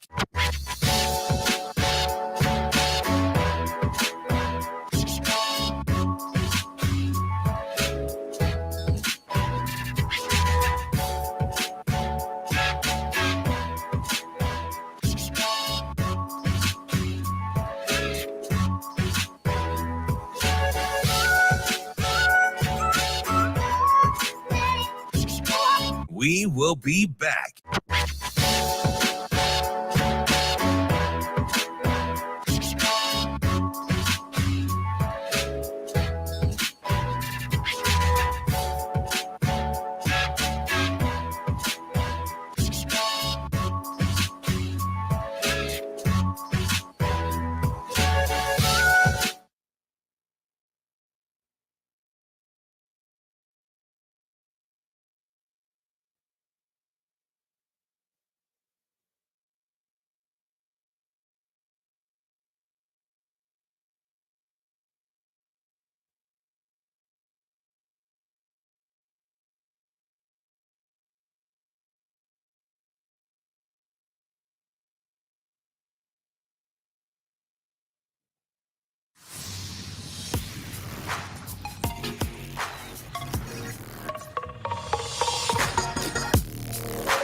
You're listening to Hurrdat Sports Radio.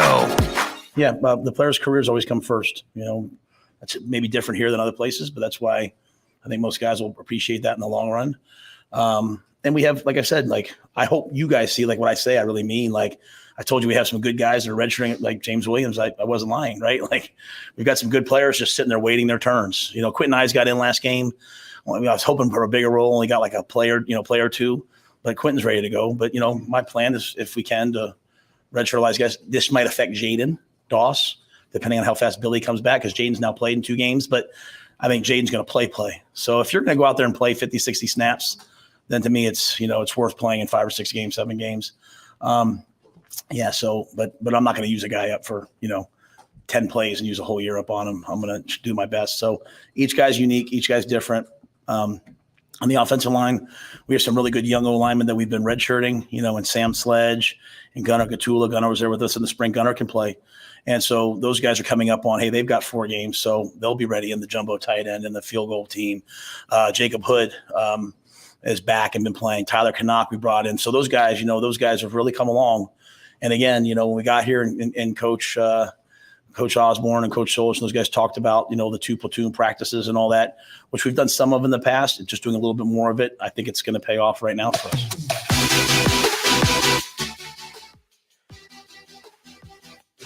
Welcome back. We're halfway through the show here on Hurrdat Sports Radio. I'm Ravi Lulla. Andrew Rogers here as well. He just named a bunch of guys there that I totally forgot existed. Like Jacob Hood is one where we talked a lot about kind of coming into the year, and then he was banged up, and then it's like, oh yeah, Jacob Hood's on the team. Yep. So good to hear that he's back. So there's maybe a little more Georgia depth. Find. Yeah, he was a Georgia transfer. Like half of the transfers that Nebraska seemed to get. I mean, half of them were from the SEC. Legitimately, I counted at one point, and they brought in, I think, half of their transfer classes from the SEC, which I like. But yeah, he went to Georgia, had offers from a lot of the places you would want to have offers from in that part of the country, and yeah, so that's a good little bit of depth there that Nebraska has. Sorry, I was on Twitter. The Big East polls just came out for preseason polls and preseason all conference and stuff for the Big East. So I had a little Creighton on the mind there. But Jacob Hood, yeah, that's a guy that I legitimately forgot that he was on the roster. And he's a guy we talked about a ton in kind of July and August. So hopefully they've got – I think they probably have enough depth there. It's probably a bunch of guys that maybe they weren't wanting to have to play, but Coach Rule talked about this too. You know, he did this at the other spots, Temple and Baylor, and kind of he went really young, really early, and kind of let them go through their growing pains. And obviously he was forced into it here with injuries, and he kind of made it sound like he wasn't forced into it at the other places, but he kind of was too, because the older guys weren't bought in at the other places. So his hand was forced there too, just in a different way. And especially with a guy like Matt Rule, where buy-in is probably the most important thing you can bring to the table. Like buy-in, which to me includes like effort and consistency and things like that, and doing the things you're asked of, or that are asked of you. And so really his hand was forced at Baylor and Temple too, because I bet if he had older guys on the roster that were bought in, he probably wouldn't have done what he did at those places and kind of started from ground zero. The fact that he's got buy-in at Nebraska from the older guys, which I genuinely believe he does. You just look at the way these guys play, and I think it's hard to argue anything but that. And he's been forced into it for different reasons here, right? But both situations, or all three situations, kind of had his hand forced into playing some guys that probably weren't ready to see the field. But, you know, sometimes there's only one way to get ready, and that's to just be thrown in the fire. Hopefully the offensive line can – I'm going to mix metaphors here, but learn how to swim, right? Like they're in a sink or swim situation here. The offensive line is the one that concerns me the most. That's the question mark moving forward. Because that's the one group that had mostly remained intact until this week. And now all of a sudden you've got some pretty major issues there. Like I said, 60% of your line is going to be gone this week, at least in the next couple weeks, 40% gone for the season. So we'll see what that looks like, and we'll see if they've done as good of a job on the offensive line in developing and getting guys ready as they have on the defensive line. It's a little more natural to rotate guys in on the defensive line, so that kind of would explain part of why we haven't seen as many guys run through, but I don't know. I'm a little nervous. I think this is a huge moment for Donnie Raiola, though. Absolutely. Because this is a coach that you retained because you felt he was the only one that matched the vision moving forward. Yeah, you liked what he brought to the table, and you liked where his head was at. So this is kind of, you mentioned sink or swim with the O-line. This could be sink or swim with Donovan Raiola, too. Sure. Because if he swims, which is the expectation, it reaffirms everything about what Matt Rule has done since he's gotten here. Yeah, it's a proof of concept moment for the coaching staff, right? Because you mentioned the reputation at Baylor and at Temple, but especially at Baylor when they went with the young guys for buy-in purposes. Like at Baylor, buy-in probably would have been more with the older guys in the room if they had older guys in the room. Everybody after left. That scandal. Yeah, everybody left. But the expectation was still the same. The expectation was, if you're going to play here, you are going to operate my way. Yeah. Not your way. It's my way or the highway. Yeah, meet the standard. And that's what he did when he got to Nebraska too. But the big thing was he kept Donovan Raiola on the staff. He kept nobody else, but he kept him for a reason. This is where he will shine, or this is his moment to shine and to tell the whole world, this is why I was the one that deserved to stay. Not just because I can reiterate everything Coach Rule wants out of me and this team, but it's because I created our line was better than people gave us credit for last year, and I was able to create an idea of what once was a good O-line and bring it back to fruition. Yeah, and to create depth in a position group where people actively questioned how many guys that were even good enough to play as starters, much less have any sort of rotational. And it also shows the development that Donnie Raiola is putting in with these young guys too, because if they step up and are productive,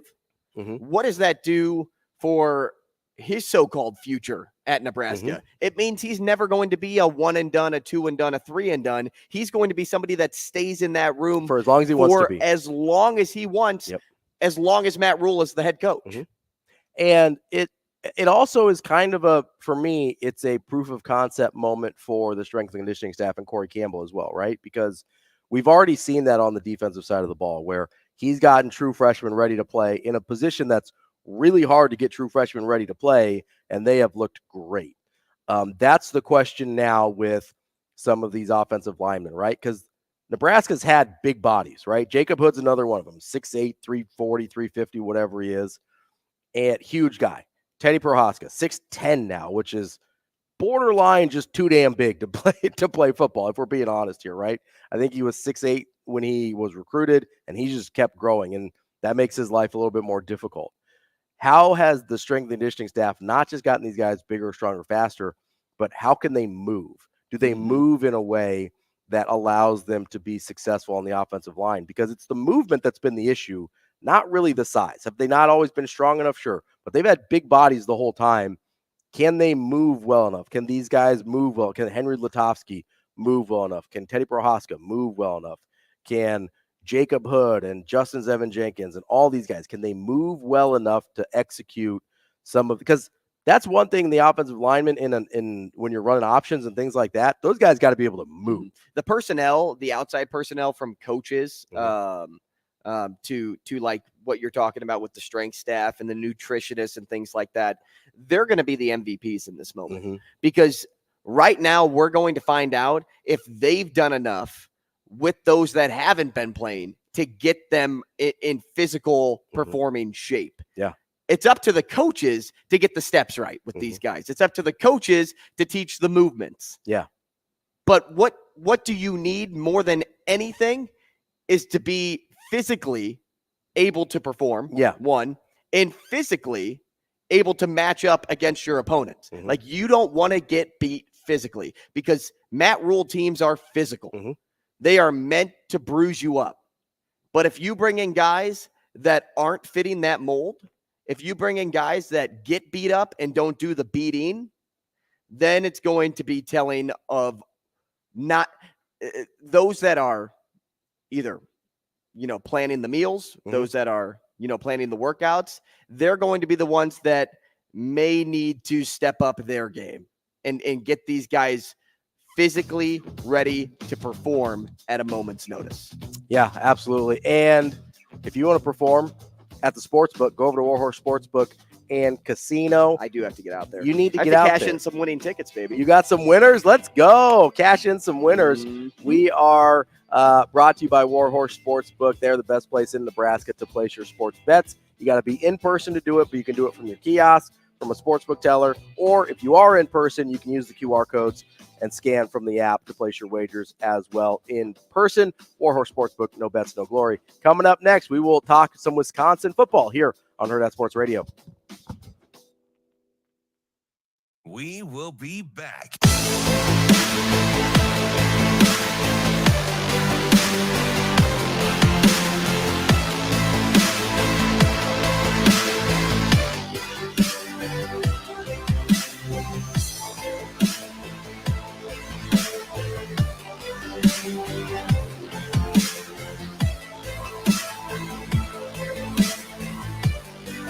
Takes a snap. He'll give it a roll off the row. Andrew Mordecai keeps it running left to the 10 to the 5. Touchdown, Wisconsin.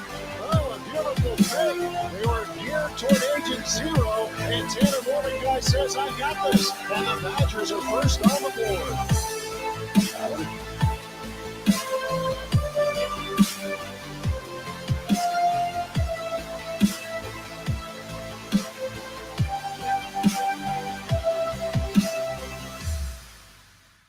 We will be back.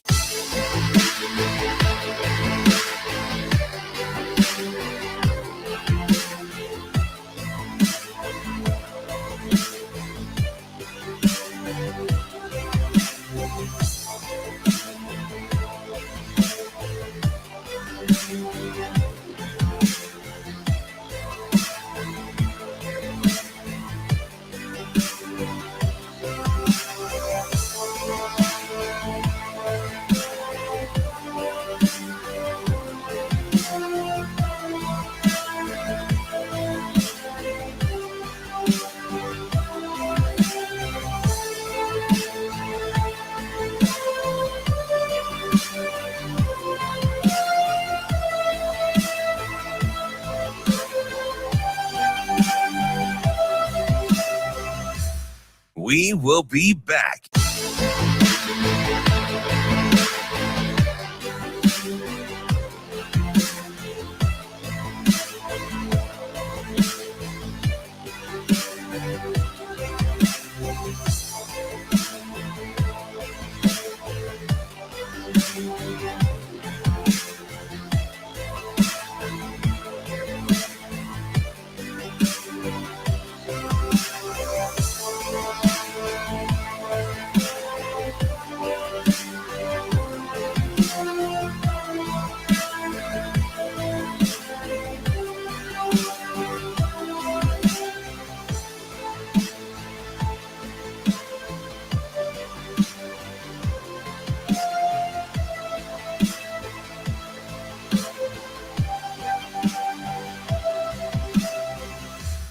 We will be back.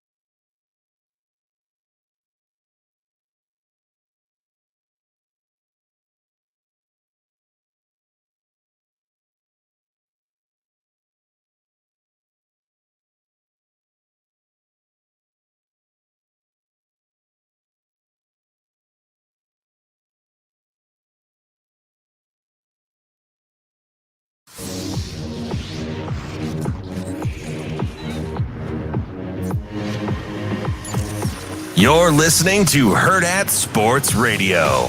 Mordecai takes the snap. He'll give it to Braylon off the road. Rather, Mordecai keeps it running left to the 10, to the 5. Touchdown, Wisconsin. Oh, a beautiful fake. They were geared toward Agent Zero, and Tanner Mordecai says, I got this. And the Badgers are first on the board. Wrapping up hour number 2 here on Hurrdat Sports Radio. I'm Ravi Lulla, Andrew Rogers here with me. We are joined now by Nick Osen. He covers Wisconsin football for 24/7 Sports. Nick, how are you this morning? I'm doing great, guys. Thank you so much for having me today. Yeah, absolutely. Obviously, you guys have a big game this week with Ohio State. But before we look ahead to that matchup, kind of just want to get your thoughts on the season so far for the Badgers. Obviously, much like Nebraska, you bring in a new head coach this year in Luke Fickell. Gone 5-2, probably as good of a start as you maybe could have hoped for. But, you know, you look back at that 1-point loss, or that's not the 9-point loss at Washington State, a low-scoring loss against Iowa. Probably maybe think you could be a little bit better at this point. How is the first 7 games gone in your mind for Luke Fickell? Yeah, you know, I think overall you put that really well. You know, 5-2. I think most people would take that. I feel like there was a lot of maybe impatience or frustration from some of the fans after the Iowa game, just because, the Hawkeyes offense is just not good, and that probably should have been a game that Wisconsin won. However, I think that this last victory at Illinois, come from behind, several starters or key players out, I think that was a really good thing. And I think overall, most of the fans really understand that this wasn't going to necessarily be 11-1, 12-0 overnight. I think that some things take time. I think that there were areas from the last staff or regime that needed to be cleaned up a little bit. And I think overall, there's a lot of kind of excitement, as you mentioned, heading into not only probably the biggest game of the year for Wisconsin, but one of the biggest games in the country this week in prime time, as the Badgers have a chance to knock off an undefeated Ohio State team. Nick, a come-from-behind win over Illinois, exactly what Wisconsin needed heading into this matchup. A little bit of confidence. Were you impressed with the way they fought back in this game, scoring 18 unanswered versus, as you said, the effort to come back against Iowa a week prior? Yeah, I really was impressed. I think you mentioned, obviously, 18 in a row. It was a decent environment. I mean, Illinois is not necessarily known to be like one of the toughest places to play, but it was a good crowd. Homecoming, again, essentially a freshman quarterback, like somebody second year, but did not play much at all in college yet, in Braden Locke. He looked incredibly poised. I felt like the defense made the stops necessary when they needed to, specifically in the fourth quarter. And Braylon Allen, he was mentioned on kind of your audio lead in there. And obviously, I think sometimes people forget a little bit just how good he is and what he's done in college already. I felt like the game planning was perfect in the fourth quarter. I think offensive coordinator Phil Longo did a terrific job. And is this the most talented roster that Wisconsin's ever had? Not necessarily, but I think that they are a very close group, a group that still has very high aspirations, a team that can get to the Big Ten championship, especially after Iowa's recent loss. So I was impressed. I wasn't shocked. I think I said early fourth quarter to a media member near me, they're going to win this game, just because sometimes you can kind of feel a shift and see kind of holes in an opposing defense. So I was impressed. And I think that when whatever the Badgers do the rest of the year, I think that's one you look back on in the early session of the Luke Fickell era.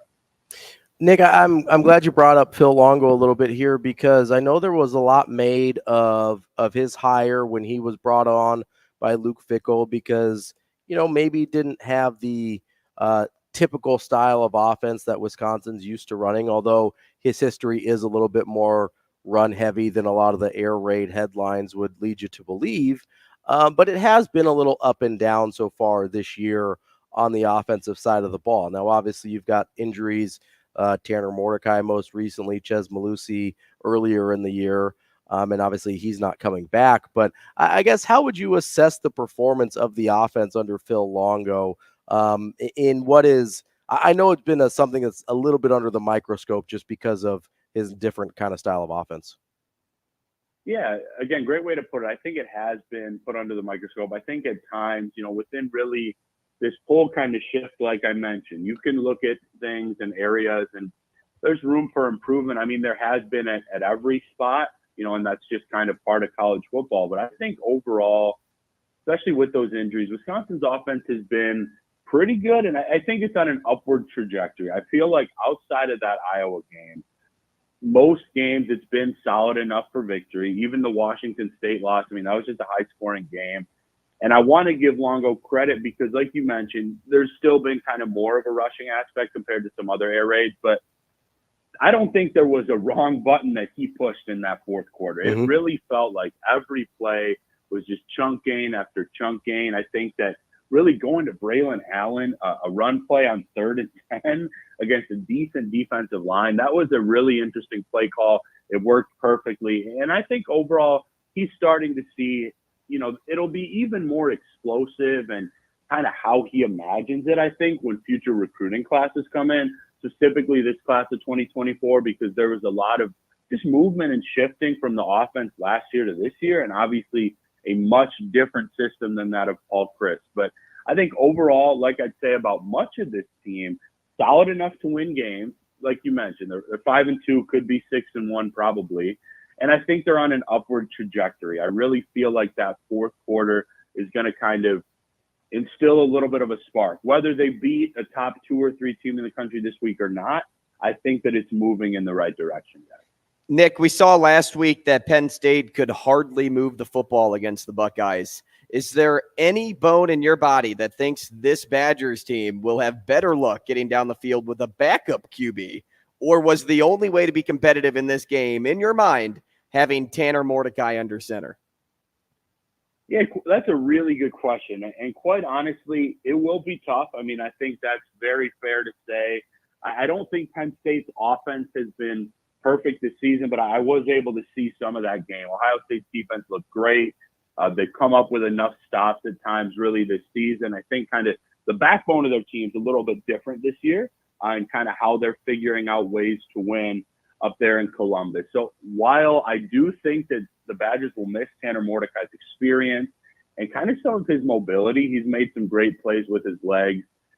Guys, I'm sure you've been to a night game at Camp Randall or maybe heard about them. It is something special.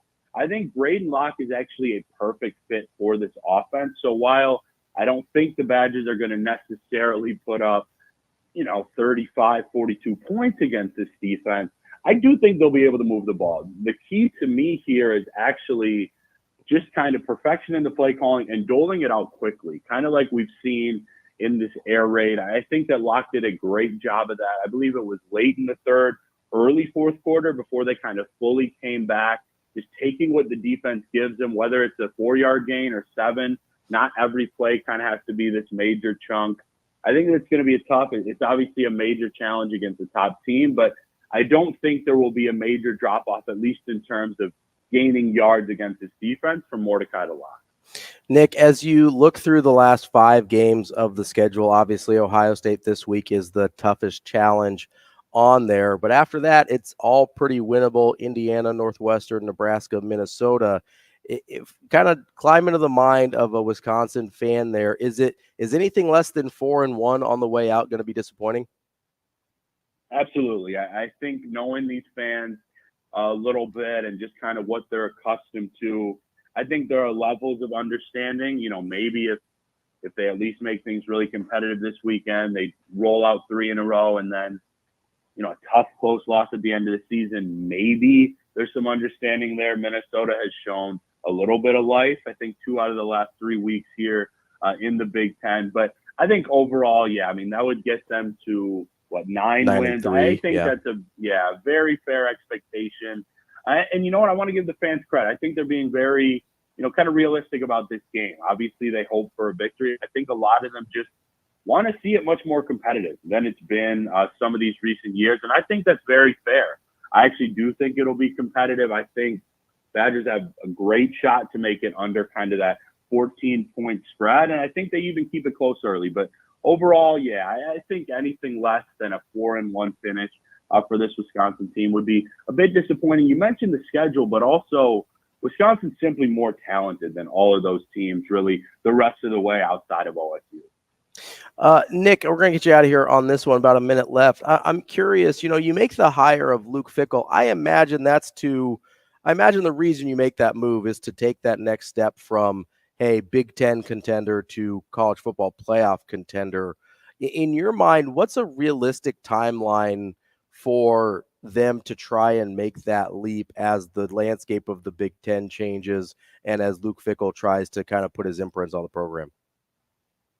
Yeah, it's really interesting because, obviously the college football playoff is expanding, but so is the Big Ten. And I think the quality of those teams that the conference is bringing in is really kind of off the charts. I would have said probably next year just because it's expanding to 12. But now with kind of getting new recruiting classes in, some of the top tier talent that's coming in, I'd probably say from maybe a season and a half from now to 2 seasons.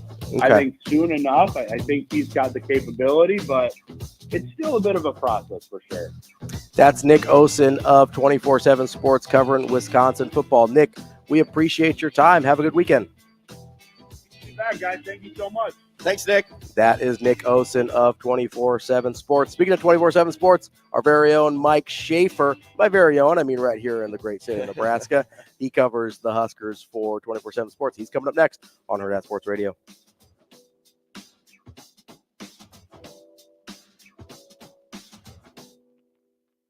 We will be back.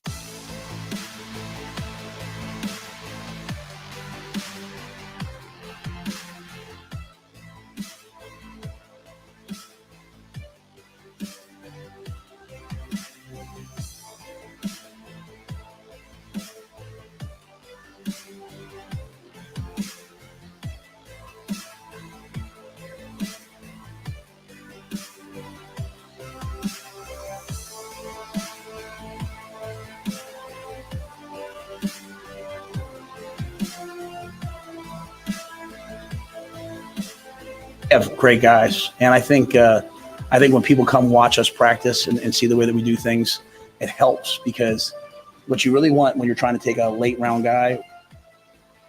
Here is Mike Schaefer. I think when people come watch us practice and see the way that we do the team I've seen in college football, and I had them tell the team that, right? Because I think sometimes they look at me like, why are we practicing so hard? Well, you know what? When a guy comes up and it's going to be two names, and he looks at a guy from University of Nebraska late or as a free agent, he knows. And so when people, we had one scout come in and said, man, you guys are the second hardest practicing team I've seen in college football. Here is Mike Schaefer. And so when people, we had one scout, I'm thinking maybe more about, Coach, once he has some money, make some money. And so those are the things people are asking me. Covering.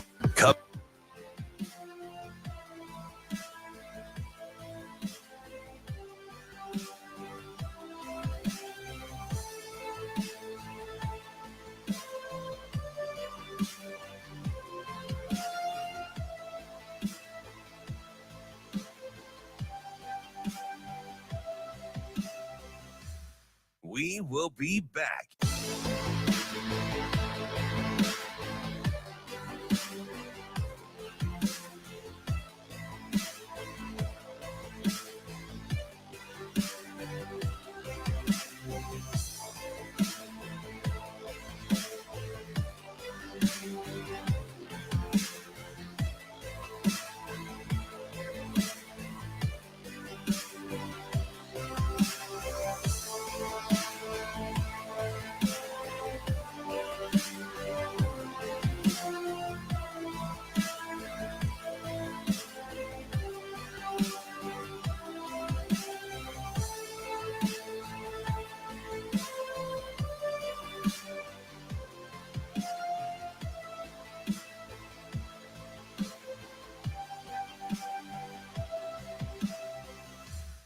We will be back.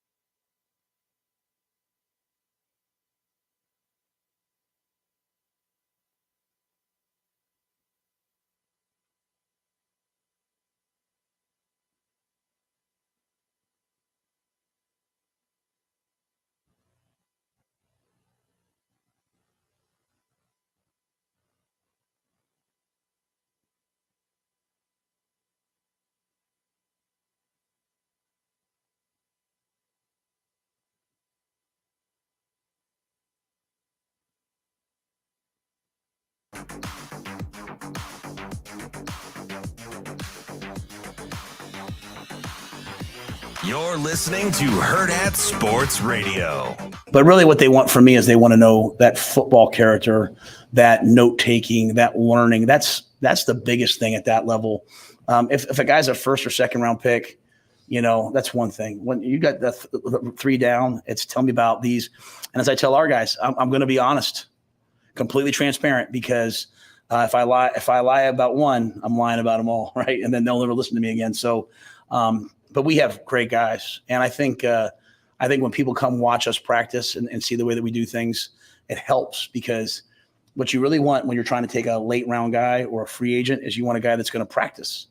And so when people, we had one scout come in and said, "Man, you guys are the second hardest practicing team I've seen in college football." And I had him tell the team that, right? Because I think sometimes they look at me like, "Why are we practicing so hard?" Well, you know what? When a guy comes up and it's going to be two names, and he looks at a guy from the University of Nebraska late or as a free agent, he knows, hey, these guys know how to practice. So those are the things they kind of ask. If there's a guy I know, obviously they'll ask me some more things about guys. But the base thing is that, like, what's the football character learning? If it's a first round pick, maybe more about, coach, once he has some money, is he going to continue to love the game, or is he love the game just to make some money? And so those are the things people are asking me. Kicking off hour number 3 here on Hurrdat Sports Radio. Ravi Lulla here with Andrew Rogers. We're brought to you by Big Brothers Big Sisters, whose mission it is to support one-to-one mentoring relationships that ignite the power and promise of youth. Go to mentoromaha.org to sign up to become a big, or to donate money or tickets to events for existing matches. And you can get involved in many different ways at mentoromaha.org. Speaking of which, we're going to talk to a big brother at 9:45. That we will. To wrap up the show. Joining us now, not a big brother, well, but maybe to you, has a big brother looking beard. He's older than you. Maybe could be a big brother type for you. Really more of a, oh, hey, bro, what's going on? Fraternal twin. Me, maybe. We've got Mike Schaefer. Yeah, Mike Schaefer and I used to share a room growing up. We're big brothers. Yeah, big brother guys. Mike Schaefer, 24/7 Sports, Husker 24/7. Schaefer, how you doing this morning? I am. I'm doing well. I'm sure I'm not the guest that you would have preferred to have on Tuesday morning after your 49ers were unable to solve the Rubik's Cube that is the Minnesota Vikings defense. I know it's difficult, and then you had to watch as Kyle Shanahan's guy, Kirk Cousins, just carves up that defense. It's it's the best win of my last couple years. So I'm going to soak it in for all it's worth. You have your eyes on a bigger prize, but last night was pretty big for me. Yeah, I mean, listen, kudos on the win. 49ers didn't play very well. You're going to kind of do what you do there. And listen, if regular season win is what it takes to get you through the season, all for helping out the Vikings fans that way. We're doing, much like with Big Brothers, Big Sisters, we like to do a little charity work sometimes at the 49ers. So, yeah, no, I'll take all the charity that Minnesota can get. Like, it's fine. They're already in the best charity organization possible, the NFC North, constantly just, donation after donation after donation to that division. So I'm fine with it. And, I hope that we get to see a playoff rematch. The funny thing is, I think I actually picked the Vikings to win that division because I looked at it and I was like, okay, I didn't want to jump on the Lions bandwagon because, there was a little too much hype there. I wasn't feeling it, but I was like, the Bears are going to be terrible. Sorry. I wasn't buying the Jordan Love stuff in Green Bay. Did the Bears win this week? I think they did. Did the 49ers win this week? They didn't. No. That's all I have to say. Okay. All right. You can keep it. If you don't want to switch rosters or Tyson Badgett you keep is it. Sick. You just keep Tyson Give Badgett. me the Heisman in Division 2 all day, every day. What is that? Over Brockalicious Purdy? What is it? That's the Walter Harlan Payton Hill, award isn't it? now. I thought they renamed it to the Walter Payton. Oh, they might have. Yeah, it used to be Harlan Hill, I think. Yeah, you're right. I wanted to say the Herman Award, but that's the Heisman Trophy for men's soccer in college. Because well, our guy Duncan McGuire won it here. He's an Omaha kid, right? Okay. Anyway, let's talk about Nebraska because that's what we brought you on here for, allegedly. Are you sure? I mean, we can go wherever you go. Well, I mean, I was lucky to be distracted last night as the 49ers weren't performing well to see the Rangers knock off the evil Astros. I was excited about that. We got a game 7 in the NLCS. I mean, the baseball playoffs are starting to pick up a little bit. Yeah, I know. It's now that we've moved past the point of the crying where people were upset that, the teams that win 99 games should just get a bye all the way to the World Series. Turns out once we move past all of those tiers, and just enjoy the baseball for what it is, it's been pretty good. You can't ask for two game sevens in your league championship series. Is pretty phenomenal. Couldn't agree more. That's great. That's as good as it gets. You don't, because of the divisional series were just 2-0 sweeps. Yeah, right. We're done here. I would encourage people that want the regular season teams to be rewarded. Not to drop my second soccer reference in 5 minutes, but European football, like they just the winner of the league is the winner of the league. There's no playoffs. Like that's kind of what people are asking for here. Yeah, I don't want that. Keep that on the other side of the ocean. Like just we like that playoffs. for the loser mentality over there. We like playoffs. Let's reward playoffs. Random hotness at a random period of time. That is what we do in America. You know why? That's how they won the war. They got hot at the right time. People forget that. I think it might have a little something to do with the French as well. But no, I like that take. Is America won the war because they just got hot at the right time. That's what it is. They won the league table. Nobody cares. America won the cup. British were the British were a little bit lackadaisical after getting a huge lead in the regular season. They weren't playing games that mattered down the stretch, and they got a little lazy. Too much rest. It was the rest versus rust. The British troops were on the rust side, and man, the American troops, they've been playing playoff games this whole time, and they got it done. You think they weren't prepared for Valley Forge?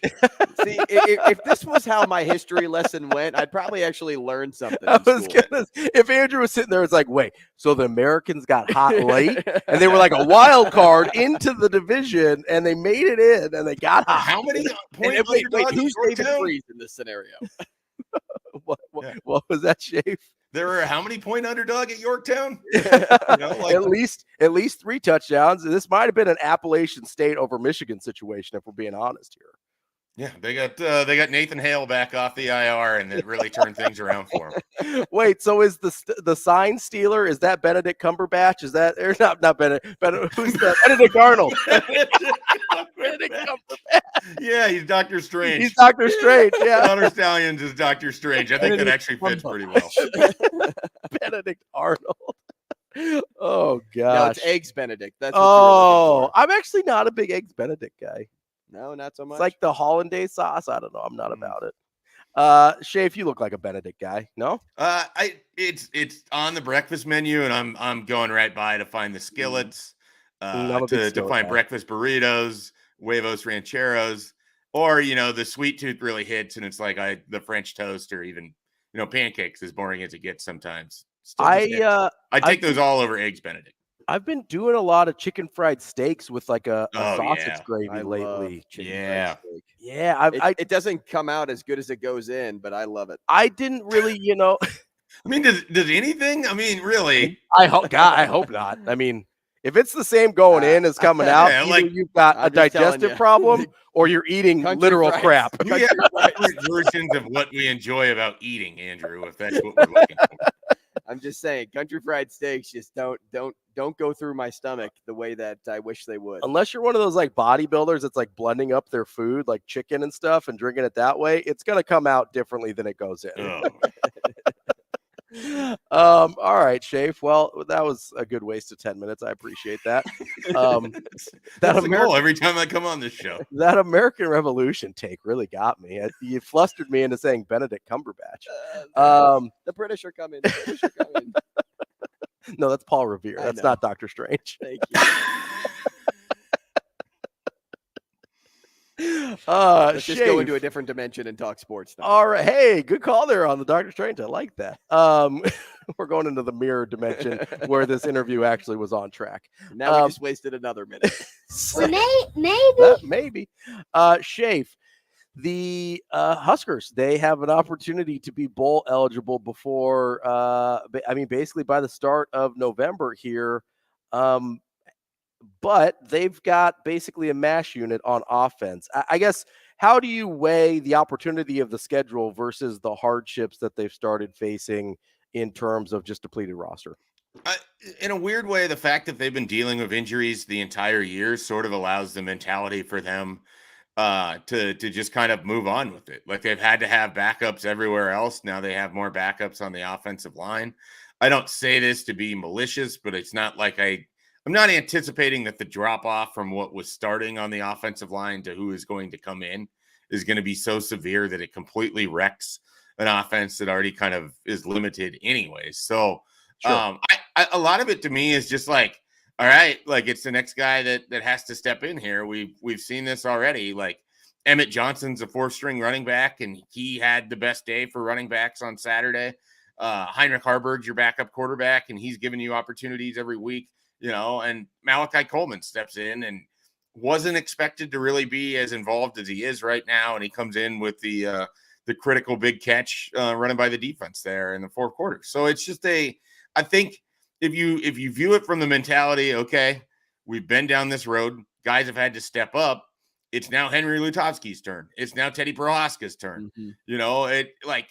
It's now time for Gunnar Gatula to be available if he has to come in. Sam Sledge, guys like that. Like, it's just I think the mentality has been built with inside the walls, and now it just needs to be built with inside the offensive line room. I mean, that's everybody else is taking their turn on the wheel. And so I would imagine the pride factor is, okay, now it's our turn to pick our guys up. And I think that has to be the way you approach it, because there shouldn't be a panic. It should just be, all right, we got to put one foot in front of the other. That's what we've been doing all year long. Why change it now?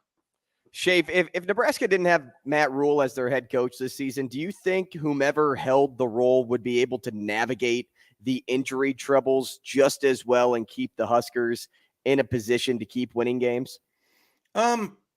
It's hard without knowing who the other person is, and there are other coaches that would probably be able to navigate this or have found some ways to mitigate some of the losses. But I think it certainly speaks to what the hope is for Matt Rule, that he has been able to kind of navigate a season in which has not gone in any fashion how Nebraska would have wanted on the offensive side of the ball. Defensively, it's been everything and more that you could have asked for. So I think in part because they have one unit that they've just been able to rely on in every game that doesn't involve the arguably best team in the country. Nebraska's defense has shown up for at least 3 quarters. They have forced other teams to change and adapt to them, which I think is kind of the remarkable aspect of all of it. And that alone kind of gives you an opportunity. I think part of the NFL mentality that Matt Rule has brought to this team, which is every game is going to come down to about, a handful of plays, and we have to continue working hard. You can't just let one play sit in your head for too long. You can't let that defeat you. You're going to have another opportunity. And it's always time for someone else to step up, and a different person is doing it every week. I mean, if you're Henry Lutovsky and you see that James Williams, the scout team defensive end, went in last week and had a massive game, you should feel like the same thing that allowed James Williams to flourish within the walls of that organization should allow you to step in and play well. And you have experience where James Williams is not. Same thing with Teddy Prohaska. I mean, I think from a confidence standpoint, it would require a different type of coach to be able to do what Matt Rule has given these guys. We just haven't seen Nebraska play with a lot of confidence. They're not playing really well, but it strikes me as they're confident in what they're doing. And sometimes that's a big portion of the battle. Schaefer, I'm curious, we've talked about Teddy Prohaska a decent amount, for obvious reasons with the situation on the offensive line. I was a little concerned about how he looked earlier in the season. Didn't necessarily look like he was 100%, or maybe not the version that maybe we thought. And I don't even know how real that version was of what we thought he was, because it was in such a limited sample size. 6 quarters, basically. Yeah, early in his career. I guess how much of it to you is maybe we didn't really have a correct grasp on what he was early in his career? How much of it do you think is just the injuries, and maybe even his added growth has taken a toll on his movement? And how much of it's just, hey, he's coming back from injury, he's a little rusty, hasn't played a ton of football in the last couple of years? Yeah, I think there's a portion of this that, we built Teddy Prohaska to be more than he probably was, because, again, he had started 6 quarters of football before getting hurt against Michigan in 2021. He had played prior to that, but it hadn't been quite the same as – and then, obviously, his start coincides with Nebraska just completely destroying Northwestern. So you kind of have that in the background of all of it. Then you have these injuries. And for me, I think the largest portion of it has little to do with the physical side of things, because I think a lot of it for Teddy Prohaska is between the ears right now. I mean, he talked last year after the North Dakota game that he didn't have the confidence that he felt like he needed to be out there to play left tackle, which is a scary thing to hear from your offensive lineman and particularly your blindside blocker. I think that mental side of it has been the biggest reason why he's still chasing or hasn't been, the guy at left tackle this year.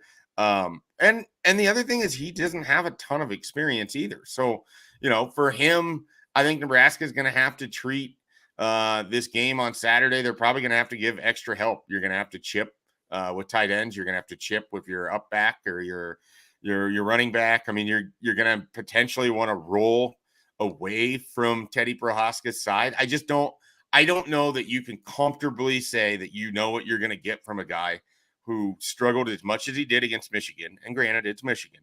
But otherwise has had two kind of walkabout seasons so far since the last real meaningful, consistent playing time he had in 2021. So I think because of all of that, you kind of treat him a little bit differently. And at the same time, you're trying to build that confidence. I hope he spends a lot of time this week with the sports psychologists over there at Nebraska. I hope that they have an opportunity to really kind of build up some confidence for him. I think it's a critical thing. I mean, this is his job the rest of the year.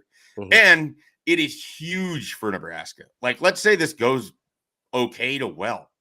They have a potential left tackle now for a couple years after that. Mm-hmm. They have an actual asset developed in real time who went through the trauma and everything else to come out the other side and give you a potential starting piece at the area of the roster where you're quite frankly the weakest. This is huge for Nebraska. I think that, the investment in Teddy Prohaska needs to be big, and they need to make sure that the confidence can stay high and that mentally he feels like he's sharp, because what they can get out of it is so much bigger than what they're going to be able to find in the transfer portal. I mean, I just think the reality of trying to go in and getting a guy like Walter Rouse, that was a once in a blue moon situation and it didn't even come to fruition. I don't think you can bank on that. So if Teddy Prohaska can develop into being your starting left tackle for 2024, that's the best thing that could happen for Nebraska in this whole situation. Schaefer, we got into this a bit yesterday. There is a world where Nebraska wins the Big Ten West and plays in the Big Ten championship game. But is that a world you think is beneficial enough to see Nebraska get blown out? Yeah, it is. Because it's a step that they haven't been able to take in a long time. I mean, if that's what were to happen, they have to win out, right? So I guess I would take 9-4 with a pair of blowout losses to the two best teams that you play. And then I would look at it like, okay, you started 0-2, then you finished 9-4. So you finished 9-2.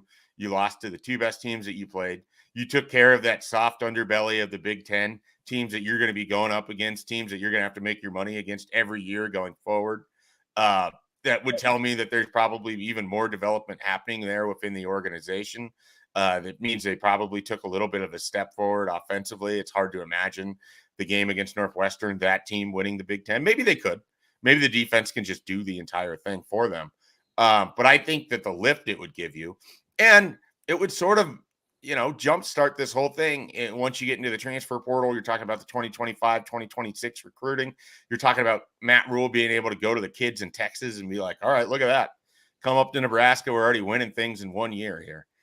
So I think the benefits of it would far exceed the fact that you would be on Fox on December 2nd, potentially staring at like a 35-7 game early in the third quarter. I mean, if that's what it was, look, Nebraska lost 70 to something in 2012, and they'd still prefer to win the division than not. I mean, that's just the reality of it. Like, yes, it's an extra loss, but then they turn around, they get to play in a January 1 bowl game, more than likely. You'd be going to Tampa, or you'd be playing in the Cheez-Its Bowl. I mean, who wouldn't want that? Seriously. Like, compared to where this program was a year ago or 2 years ago, where your athletic director talks everyone into the idea that you're going to save money by reducing the buyout, bringing back a lame duck coach, and 2 years later, you're in the Big Ten championship. I think it's worth it. I definitely do. Yeah, Schaefer, I guess because I'm on the other side of it, I don't necessarily want to see Nebraska lose by 50 to Ohio State or whoever. Sure. But so I guess I just wonder what the how much extra benefit is there from going, let's say 8-4 in the regular season, not having the extra game in the Big Ten championship and not having to be on national TV, getting your head kicked in? I guess just how much extra benefit is there from like 9-4 with a butt kicking on national television and 8-4 with, hey, we're still going to a bowl game that's probably a few slots too high because we're Nebraska and we're going to travel. Like, I guess I just don't feel like there's necessarily a huge difference there. I think it all depends on who's able to derive and sell the benefit, right? And I think Matt Rule is someone that would be good at selling this as a benefit to his team, to the recruits. And so I think because he's already kind of a natural sales-oriented individual, he's always crafting messages and you know, I shouldn't say pushing them on people, but I mean, it's really what he kind of does. I think that it would be good and beneficial in this. Like, look, Nebraska's 2024 schedule features some behemoths on there. And, you know, maybe you look at this as like, okay, you had these two opportunities against Michigan and whichever team represents the Big Ten East. It didn't go well. How can we learn from that moving forward? I think everything's a teachable moment for Matt Rule. And I think that they could benefit from playing in that game. And I think he could use it to his benefit in terms of recruiting and everything else. And I don't think this is the biggest thing, but it would provide a little bit of balm to the burn that's been the Big Ten West for Nebraska. You go out the last year of it, you win the division. This is what you were supposed to do when you showed up the entire time. I think getting people to talk about Nebraska's return under Matt Rule is a bigger benefit for the offseason than what the loss is necessarily in the moment. But right, you're starting to sell me a little bit. That's a little bit of like having to believe in something that's deeper than just a game right in front of it. Now, nobody wants to be embarrassed, but the small piece of hardware in your first season for Matt Rule, I think would win over some of the people still that are detractors of him. Schaefer, got about a minute here quickly, and you've been bringing up Michigan's name left and right. What was your instant reaction to seeing the report that popped out yesterday? Yeah, I mean, I was someone who thought it was going to be pretty bad when it first initially came out. I mean, I didn't think that it was just going to be this small thing, and maybe I'm just conditioned because of the Houston Astros to expect sort of a large, vast conspiracy, but that's what it's been. And frankly, with the recruiting violations that Michigan downplayed, and they seem more significant to the NCAA than what's been portrayed. They couldn't come to an agreement. Throw in 2 more violations like this, 30 games. And then the damning thing to me was Penn State, Ohio State, tickets on either side. Yeah. I think this is what a big dummy for Michigan. And if the Big Ten had any cojones whatsoever, Michigan wouldn't be allowed to play in the Big Ten championship. Schaefer, got like 10 seconds. Travis wants to know how much of a home field advantage was an impact on that American Revolution being played on American soil as opposed to Britain. You know, pretty big. Pretty big. I would say home field right now about 2.5 points. I would say in that time probably 4.5. Okay, 4.5 points. You know the landscape a little bit better. You know which areas to avoid. You don't have to travel. Travel back then. Travel. You know, back big then. Part of it. Yeah, absolutely. Coming over on boats. I mean, it's the time change. What are we talking about? You don't have to quarter troops anymore because of the Bill of Rights. Second Amendment. And all Second of that. Amendment right there. Was a big part of it. They didn't even have their equipment. Schaefer, we appreciate it. We'll talk to you later. Have a good one, guys. See you, Schaefer. We will be back.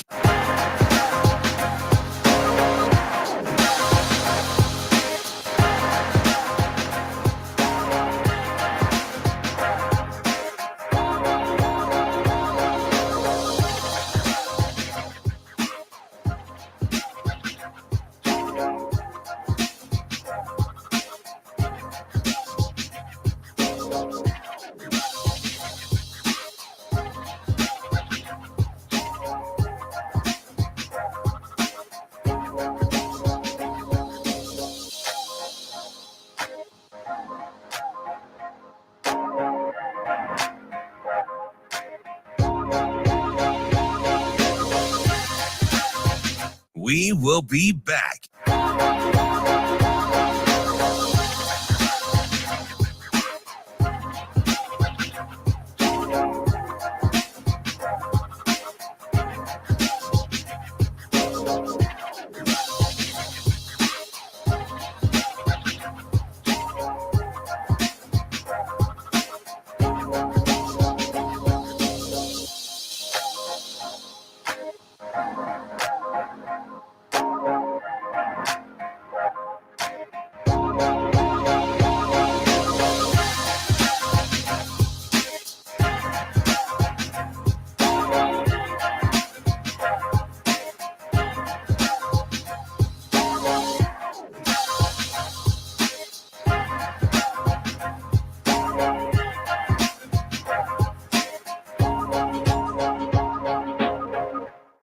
will be back.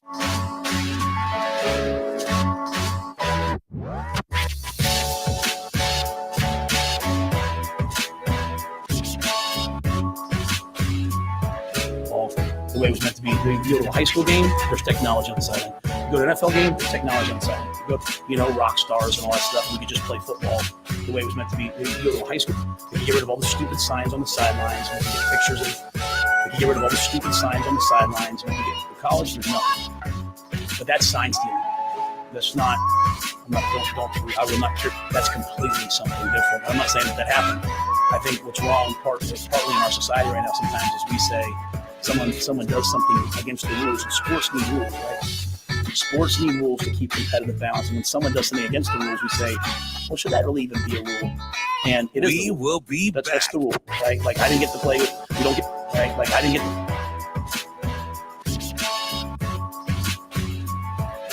well, should that really even be a rule? And it is the rule. That's the rule. We can get rid of all the stupid signs. We can get rid of.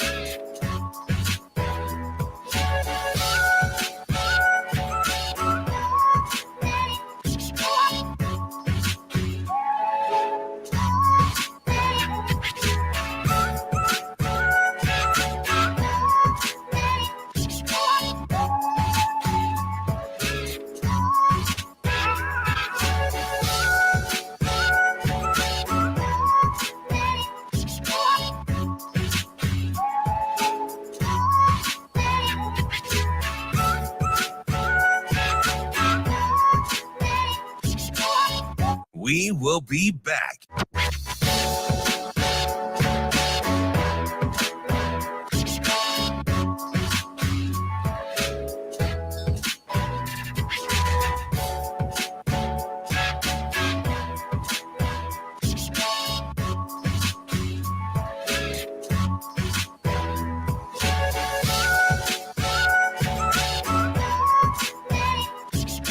We will be back.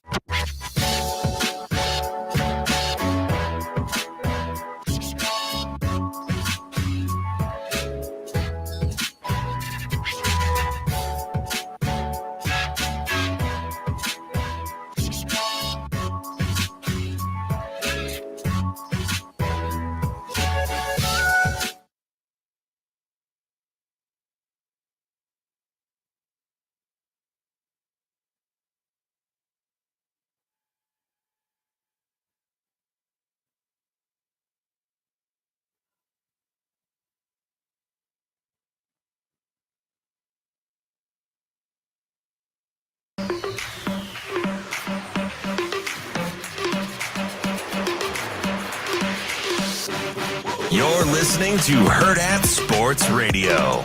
We could get rid of all the stupid signs on the sidelines. We could get pictures of, rock stars and all that stuff. We could just play football the way it was meant to be. You go to a high school game, there's technology on the sideline. You go to an NFL game, there's technology on the sideline. You go to the college, there's nothing. Like, if you don't think, so that it should be that. But that's sign stealing. That's not. I would not carry that over to going and filming someone else's practices or something like that, or filming someone else's games. That's completely something different. And I'm not saying that happened, but I think what's wrong partly in our society right now sometimes is we say someone does something against the rules, and sports need rules, right? Sports need rules to keep competitive balance. And when someone does something against the rules, we say, well, should that really even be a rule? And it is the rule. That's the rule.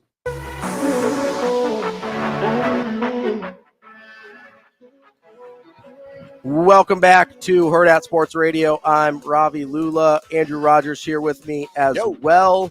We are on AM 590 ESPN Omaha, ESPN Tri-Cities, and for this third hour, we are in KFOR in Lincoln as well. Coming up in the next segment, we're going to talk to a big brother from the Big Brothers Big Sisters organization and get some good information from Eric there. But in the meantime, we've been talking a lot about quarterbacks today, especially with the. Can I ask one question real quick? Sure. And I know this is not what you want to get into, but just really quick, is changing something in the NCAA the hardest thing to do? Like what he was talking about there in his clip. I don't know if it's the hardest thing to do, but they don't make it easy. Yeah, it is unreasonably hard to it's try. Difficult.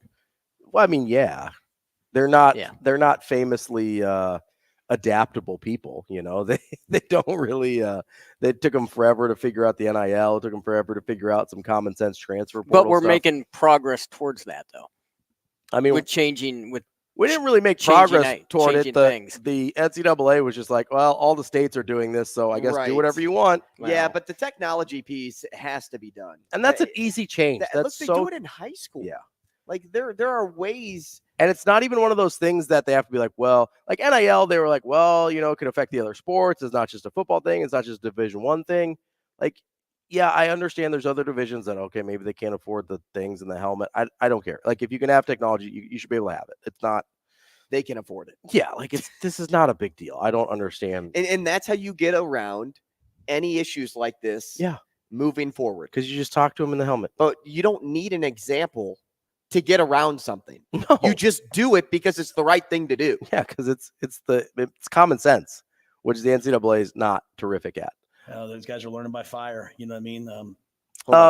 Let me take a second and tweet that real fast. hold on. I know you guys are going to tweet out all your updates real quick. Tweet that news out, so I'll give you a second. I wanted to kind of go through this NFL quarterback would you rather exercise. We're talking a lot about Brock Purdy, and I'm still reasonably high on him. I don't think he's got the ceiling of a lot of these. You know, we talked about like Mahomes and Rodgers and some of those guys that are really famous for their fourth quarter comebacks and stuff like that. And obviously Brock Purdy came up short yesterday, but I'm kind of curious because a lot of times we think of this as like a big picture thing, but let's say you've got a draft of NFL quarterbacks. Me draft? You love to draft, right? I'm a big fantasy guy. So obviously your Patrick Mahomes your Joe Burrows, your Justin Herberts, your Lamar Jacksons, your Josh Allens, your Jalen Hurts are going to go off the board pretty early, and we're not really having that conversation because it's a no-brainer, right? But you kind of get into this upper middle class and below of NFL quarterbacks, and it starts to get a little more interesting. So, like for instance, Kirk Cousins really good last night, but he's kind of that middle class, upper middle class quarterback in the NFL, right? Yeah, I'm not a Kirk Cousins fan. That's because of fantasy reasons. You get all bent out of shape because of fantasy. But let's say, okay, so Kirk Cousins or Dak Prescott, who are you taking? I would take Kirk Cousins. Okay, so let's go Kirk Cousins or Derek Carr. I would take Kirk Cousins. Okay, last night notwithstanding, Kirk Cousins or Brock Purdy? I would still take No, I'd take Brock Purdy. I would take Brock Purdy, but are you considering like contract? Are you considering age? I'm like what are you considering? Everything. And you should. You have to, right? I'm considering all pieces of that because Kirk Cousins is what now? 30. He's in mid-30s, I think. I think he's 34, 35, 36, somewhere in there. And Brock Purdy is 24. And he's on a minimum contract. Right. You're paying Kirk Cousins quite a bit. And I'm trying to take out the team here because you have to take out the team. You have to take out the surroundings, the coach, everything. But we're talking talent, contract, age. So you take Brock Purdy over Kirk Cousins. I would lean Brock Purdy, but it's close. And it's close because Kirk Cousins, no matter what team he plays on, will find his receivers. He performs. He will get the stats. He won't put up great fantasy numbers for me. So part of it with Brock Purdy is you're probably hoping like, hey, he's close right now, but he's young. Maybe there's more upside there.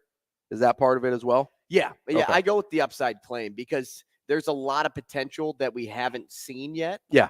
And I would lean young and recover old. Let's go. So we're at Brock Purdy. Let's go Brock Purdy or Kenny Pickett? Oh, Brock Purdy. Okay. I assume Brock Purdy over Mac Jones. Oh, Mac Jones for sure. No, Brock Purdy. Okay, here's a couple interesting ones. Brock Purdy or Russell Wilson? And gosh, if Russell did not play as bad as he did last season. And then also remember the contract. And his contract is massive. Ridiculous. An old soul. I am going to say Brock Purdy. But it's crazy to say that a Super Bowl winning quarterback, a multi-Super Bowl winning quarterback. No, he just got the one. He went to two. Yeah, okay, you're right. You're right. A Super Bowl winning quarterback is not The guy you're picking. The guy I'm choosing in this scenario. Okay, and I thought that's how I would have gone as well. Okay, Brock Purdy or Deshaun Watson? Unpopular, I would choose Deshaun Watson. So talent-wise, Deshaun's way ahead of Brock Purdy, Correct. Right? And he's I'm going played with the talent here. So bad recently. He has. The contract's absurd. Mm-hmm. You've also got some of the other baggage, although legally that all seems to be cleared up. Just a lot of people don't like him. Talent that outweighs what his Brock overall Purdy talent's brings. a lot higher, right? Okay, so let's go from Deshaun Watson now. Actually, there's one more I want to ask you. No, that's good. So we're on Deshaun Watson. We go Deshaun Watson or Jared Goff? Jared Goff. Okay. 100%. Jared Goff is really good. He's a lot better than we gave him credit for. And when I say we, I don't mean us. Like I everybody. mean the world. Yeah, like everybody. He's been really He's good. the number one pick, right? He's been really when good. he got drafted number 1 to the Rams, people were like, eh. But who is it? Who went right after Jared Goff? I cannot remember. Ooh, I'd have to look that up. Give me a second here. Jared. And honestly, so he had the one good year where they went to the Super Bowl under McVay. And then McVay, but honestly, that was more built on defense. A lot of the, I think, hate on Jared Goff was because McVay soured on him. And I don't know that he actually changed that much. I think McVay just was kind of like, hey, I want someone better than this, or I want someone that can do X, Y, and Z. Well, and he got it out of Matt Stafford. He did, yeah, absolutely. And this is kind of the scenario we're in right now, right? Do you take Matt Stafford or Jared Goff? So that was the next question. So it's funny you say that, because at that time I would have taken Matt Stafford, because Matt Stafford will go down as one of the best quarterbacks in NFL history. And at the time, he was on a horrible team. Yeah. Like him and Calvin Johnson were insane. He always put up great numbers. He was a fighter. I remember when he went in with like a broken arm at one point. Or like a dislocated shoulder. Dislocated shoulder. He threw a touchdown pass to win. Like, he is a fighter, really good quarterback, great stats, ton of talent, but he was better at the time than Jared Goff. Now I would say Jared Goff, though. Yeah, I think I would take Jared Goff too, if nothing else, age. But at the time, it worked for the Rams because they needed a veteran presence in that room. And honestly, it's worked for both teams. Like, the Rams got what they wanted, the Lions got what they wanted. So the second guy taken in that one was Carson Wentz. So I think, you definitely take Goff. Early, you would have taken Wentz. I would have taken Wentz early, right? Before he got hurt. So you've got Goff over Stafford. So Jared Goff over. We got about a minute here. Let's start making this a little bit more difficult on you. Geno Smith. Jared. I think I take Goff over Smith, no question. Jared Goff or Tua? Tua. Okay. You answered that one really quickly. Yeah, because Tua has more of a skill set than Jared Goff. Jared Goff, great at airing the football out. Tua can do the same thing, but I like Tua's IQ more than I like Jared Goff's. Fair. So Tua or, I'm gonna get in trouble here, Trevor Lawrence. Both very, very talented. I may lean Lawrence there. I do too, because I think Tua's been in a better position. I think so as well. Like, if you swap positions, I think Trevor Lawrence is probably super successful in Miami as well. As successful, if not more successful, than Tua currently is. And Tua, I think, would be less successful. But I don't. That's not they're pretty. That's close. not a knock on Tua. They're pretty close. They really are pretty close. That was a fun exercise. I enjoyed that.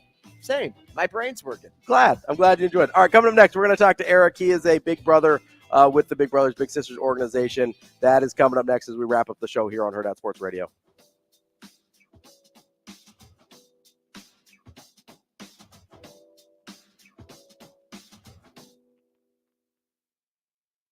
We will be back.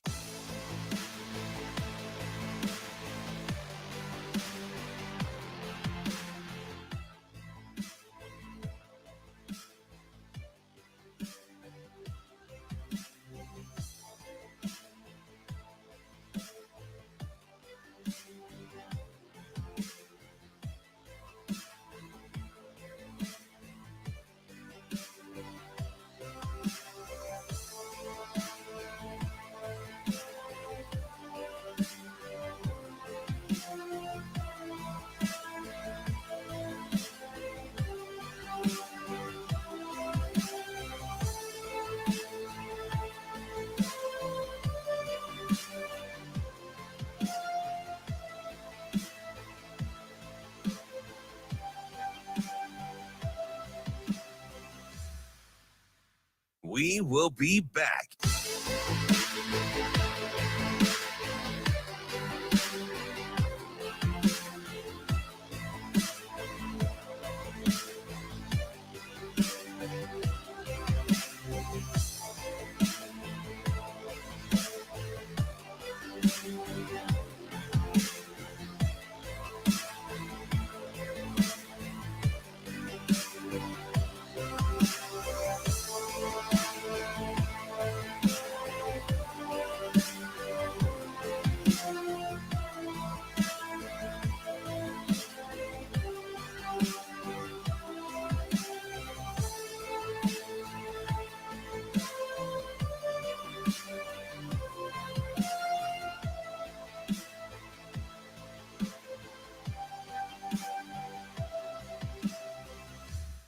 We will be back.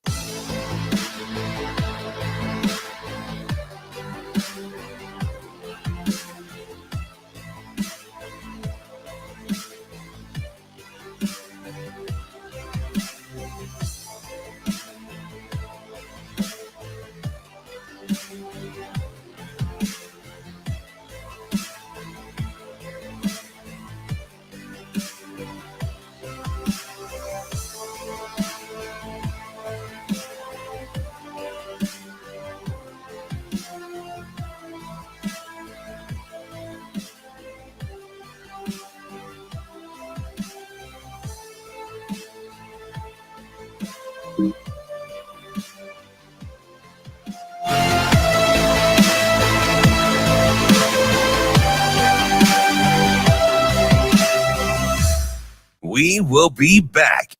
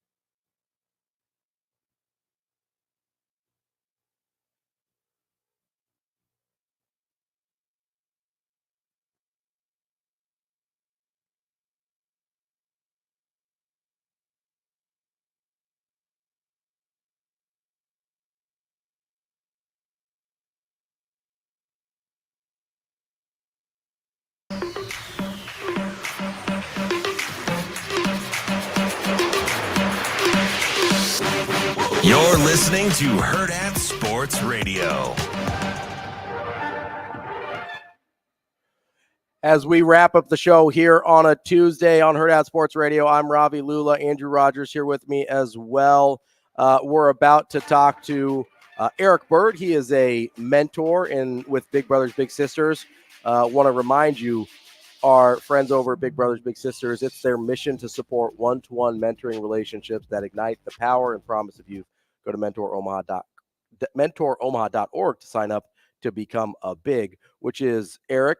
Terrific to have you here. That's what you did. You became a big with the Big Brothers Big Sisters organization. I guess before you decided to sign up, before you decided to become a big, like what led you to that point where that's something you want to get involved with? Well, I'm a former Husker. So the first time I got introduced to mentoring was through Tom Osborne's program. So I started doing it down there. And then once I graduated and moved to Omaha, I wanted to get involved and keep doing the same things. And Big Brothers Big Sisters here had a need and got introduced to them with their great leadership over there. And in 2015, met my little mentee, and we still are going at it today, 8 years later. So your little mentee, talk to us a little bit about him and I guess because there's always been interest for a lot of people to join this great organization, but I think the worry a little bit is, will my mentee match up with my personality? And I don't know if that has a lot to do with like the onboarding process, like you check boxes of your interests and things like that, and then they find a way to mesh. But tell us a little bit about your little mentee and why you guys are a perfect fit. Yep. So you actually described it perfectly. So the first thing you do, if you want to become a mentor, the first thing you do is you fill out almost like a dating app for yourself. And you say, what you're interested in, things that you might look for in a little mentees as well. Mentee and his parents or guardians will fill out the same form, say what they're looking for in a mentor. And then the great people over at Big Brothers Big Sisters will start to look through profiles and match people with who they think are best. They'll call you, they'll say, hey, we think we have a good match. This is what he's into. This is what is going on in his life. So if you want to meet them, we would love to get you introduced. So that's the process that you go through. I met Cordell Young about in the summer of 2015, and he was into sports and, all the different things that I was into as well. Our timing was right. He was on the wait list not that long. I was ready to get going as well. So then, we got introduced. We took pictures on the first day. We came up with a plan on kind of what we were going to do, talk to mom, see what she wanted to get out of the whole thing. And then after that, we basically just communicate back and forth with mom to set up outings and things like that. Big brothers, big sisters, every 1 or 2 months will call us to check in to make sure everything's still going well. But other than that, it's direct communication with the family, and we set up weekly or monthly outings. And like I said, I met him when he was 7 years old, and now he's 15 years old, getting ready to drive, which is crazy. So that's one of the coolest parts of these relationships, right? Is they're long-term deals, as you mentioned. So you've been with Cordell for 8 years, from 7 to 15. So I guess just how has that kind of relationship changed as he's gotten older, as your life's changed a little bit? Like, how does that work in these kind of long-term arrangements? Because it's not just like, oh, you meet a kid and you're hanging out with him for a year or whatever. You're with these kids for a long time. Yeah, hopefully you stick with it for a long time, because if you can see who they become, that's what makes it the best. You get a lot out of it as a mentor as well. You get introduced to things that maybe you've never seen before. You get more empathy towards other people and their situations, and it makes you grow as a person. But really, one of the best things that you get out of it is when you take a 6-7-year-old kid and get to the point where they are a completely different person. I mean, don't get me wrong, he still has some of his personality traits Sure. you don't lose, but he is now a completely different person. He wants a job, he wants to be able to make money, he wants to start driving cars so he can get ready to be 16 years old. Yep. He's really, really into musical instruments, which I would have never imagined 5 years ago that he's doing drums and piano and guitar and all these different things now. So it's really amazing to see what they become interested in, and really just the maturity that he's gone through now of, being almost like a little established adult compared to when we first met, and all he wanted to do is drink Mountain Dew and eat Doritos and all the other stuff. It's like, man, now he's like, oh, that stuff upsets my stomach, and I got to eat. Well, it's because you're the CEO of a healthy meals company. That's why. We try to get him to eat healthy, but man, it's hard, right?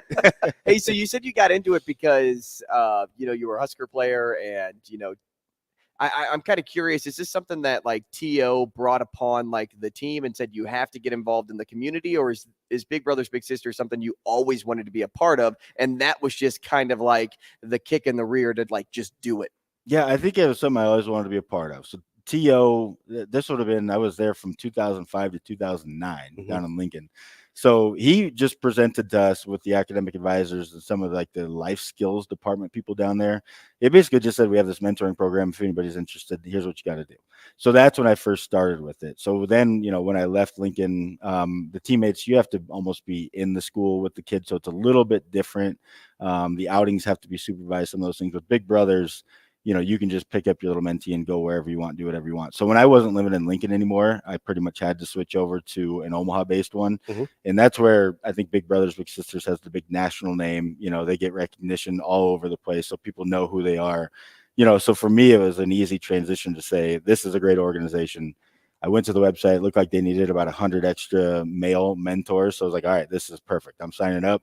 And I think it was a month later, I was with Cordell, and here we are now. Wow. So what are some of your favorite activities over the 8 years you've been with Cordell that you've been able to experience with him? Because I know Big Brothers Big Sisters does a really good job of trying to help facilitate that. I know you can kind of do some stuff on your own as well. Like, what are some of their favorite things that you've been able to do? Yeah. So when we first started out, almost every single Tuesday afternoon, we'd go out to eat somewhere. Sure. Because I love food. I'm a big food guy myself. And so that's what we do when we first start out. We do a lot of rec center stuff. Before I did Eat Figo, I worked at Lifetime Fitness forever. And if you guys have ever been out there, it's like a castle. It's like a resort style. There's plenty of things to do. Yeah. So we walk into that place and, he's in heaven, because he's got basketball and he wants to lift weights and do pull-ups and all the other stuff. So we go to the gym sometimes, we go to rec centers, we go to libraries sometimes when he's not doing well in school. We would, I would say, all right, we're going to the library today instead of Lifetime. I'm like, all right, man, I better get better grades. I don't want to be doing this anymore. Lifetime every week, yeah. But now, our most common thing, like I said, is playing 3 or 4 different instruments now. So I kind of feel guilty sometimes, but we'll go over to the Guitar Center in Oakview, and it's just kind of go. It's kind of abandoned over there. Nobody goes to Oakview anymore, so it's pretty empty. And they just have all the instruments out for everybody to play at all times. So he'll do drums for 20 minutes until his hands wear out, and then he'll go over to the guitar, and then he'll try the piano. And most recently, we love going over there and just kind of being so almost like just hanging out, doing nothing really while he plays instruments. Man, how rewarding has this experience been for you? Like personally, you wanted to be a part of it. You've seen it develop over 7-8 years time now. But for you, like, how rewarding has it been just to say, like, wow, like I'm doing it, I've done it, I want to keep doing it. Yeah, it's pretty. You start to not think about it as much, I guess, when you get past like that 3rd, 4th, and 5th year, and it's just what shocks me now is I'll see people that I haven't seen in a long time, right? COVID shut everything down. I host a big tailgate for Husker football games, and there's all kinds of things that I do out in the community. And sometimes I'll see people I haven't seen in 5 years, like ex-employees, whatever it may be. And sometimes people will say, "Are you still mentoring Cordell?" And I'll say, "Yeah, I can, if you can believe that." And then they'll say, "I can't believe you're doing it for that long. That's insane." But for when you're doing it yourself, it just seems kind of normal. But yeah, what you get out of it is, like I was saying before, that just perspective of other people's lives. And I always make the joke. I say this almost narcissistically or selfishly, but I don't have kids yet, and this is giving me all the opportunity to practice being the best dad possible. So I'm being selfish here and getting practice with Cordell and his family on how to be, the best dad possible. Hopefully someday when I have my own kids. So I know something that I've wondered about is when Cordell gets to be, like 18 in college and stuff like that. Obviously, I'm sure you'll keep that relationship, but do you think you'll go and like try and find another mentee that's younger and kind of continue this work? Yeah, I do. And the other thing that I think will happen is hopefully Cordell will want to become a mentor too. Sure. So once he graduates and, hopefully goes off to college and does his thing and comes back to Omaha, hopefully I will stay in touch with him probably forever. But then hopefully he'll say, now I'm graduated from college, I got a job, I want to start doing the same thing. And so hopefully he can mentor somebody, and then hopefully I can take on somebody new too.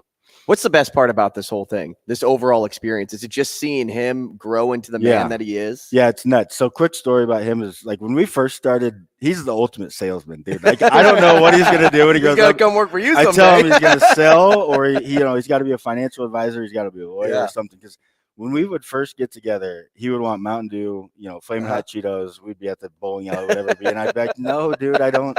First of all, I don't even carry cash, so I don't have stuff for the vending machine. Right. This kid would go to the other people bowling next to us and be like, hey, I really want a Mountain Dew. My brother over here, he doesn't carry cash with him. And, if you could just give me $1. And I'm like, dude, what the heck, man? What? I just went to the bathroom for a minute. Where'd you get that $1 from? But, so he was come back from the bathroom, he's chugging a Mountain Dew. What the heck?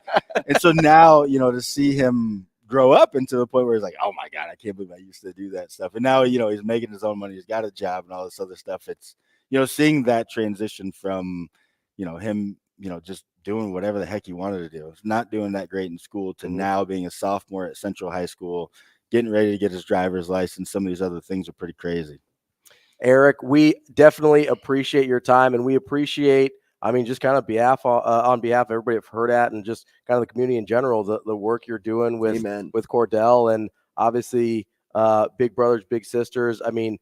How did you get involved, and how can other people get involved? Yeah, so if you could just go to mentoromaha.org, like you guys were saying, that's where it starts from. The other thing I'll say too is it's not that time consuming. It's not like an every that's a worry week. For a lot of people. Yeah, for sure, and it's totally understandable. It's not an every week type of thing for 2 hours. Now that Cordell's a little bit older, we see each other maybe once a month, and we'll do a 3 to 4 hour outing where we'll go to a movie, we'll do something. But it's not as time consuming as you think. If you want to do an hour a week or maybe, a couple hours a month, start out that way. And then you kind of change as you go. You can start with that freedom, but mentoromaha.org. There you go. That's Eric Bird. He is a big brother. You can be a big brother or big sister as well. Go to mentoromaha.org to find out how you can get involved. Eric, thank you so much. We appreciate your time. Thank you, guys. We will be back tomorrow, almost halfway through the week already. We'll figure it out. We always do. That's Hurrdat Sports Radio. We'll be back tomorrow.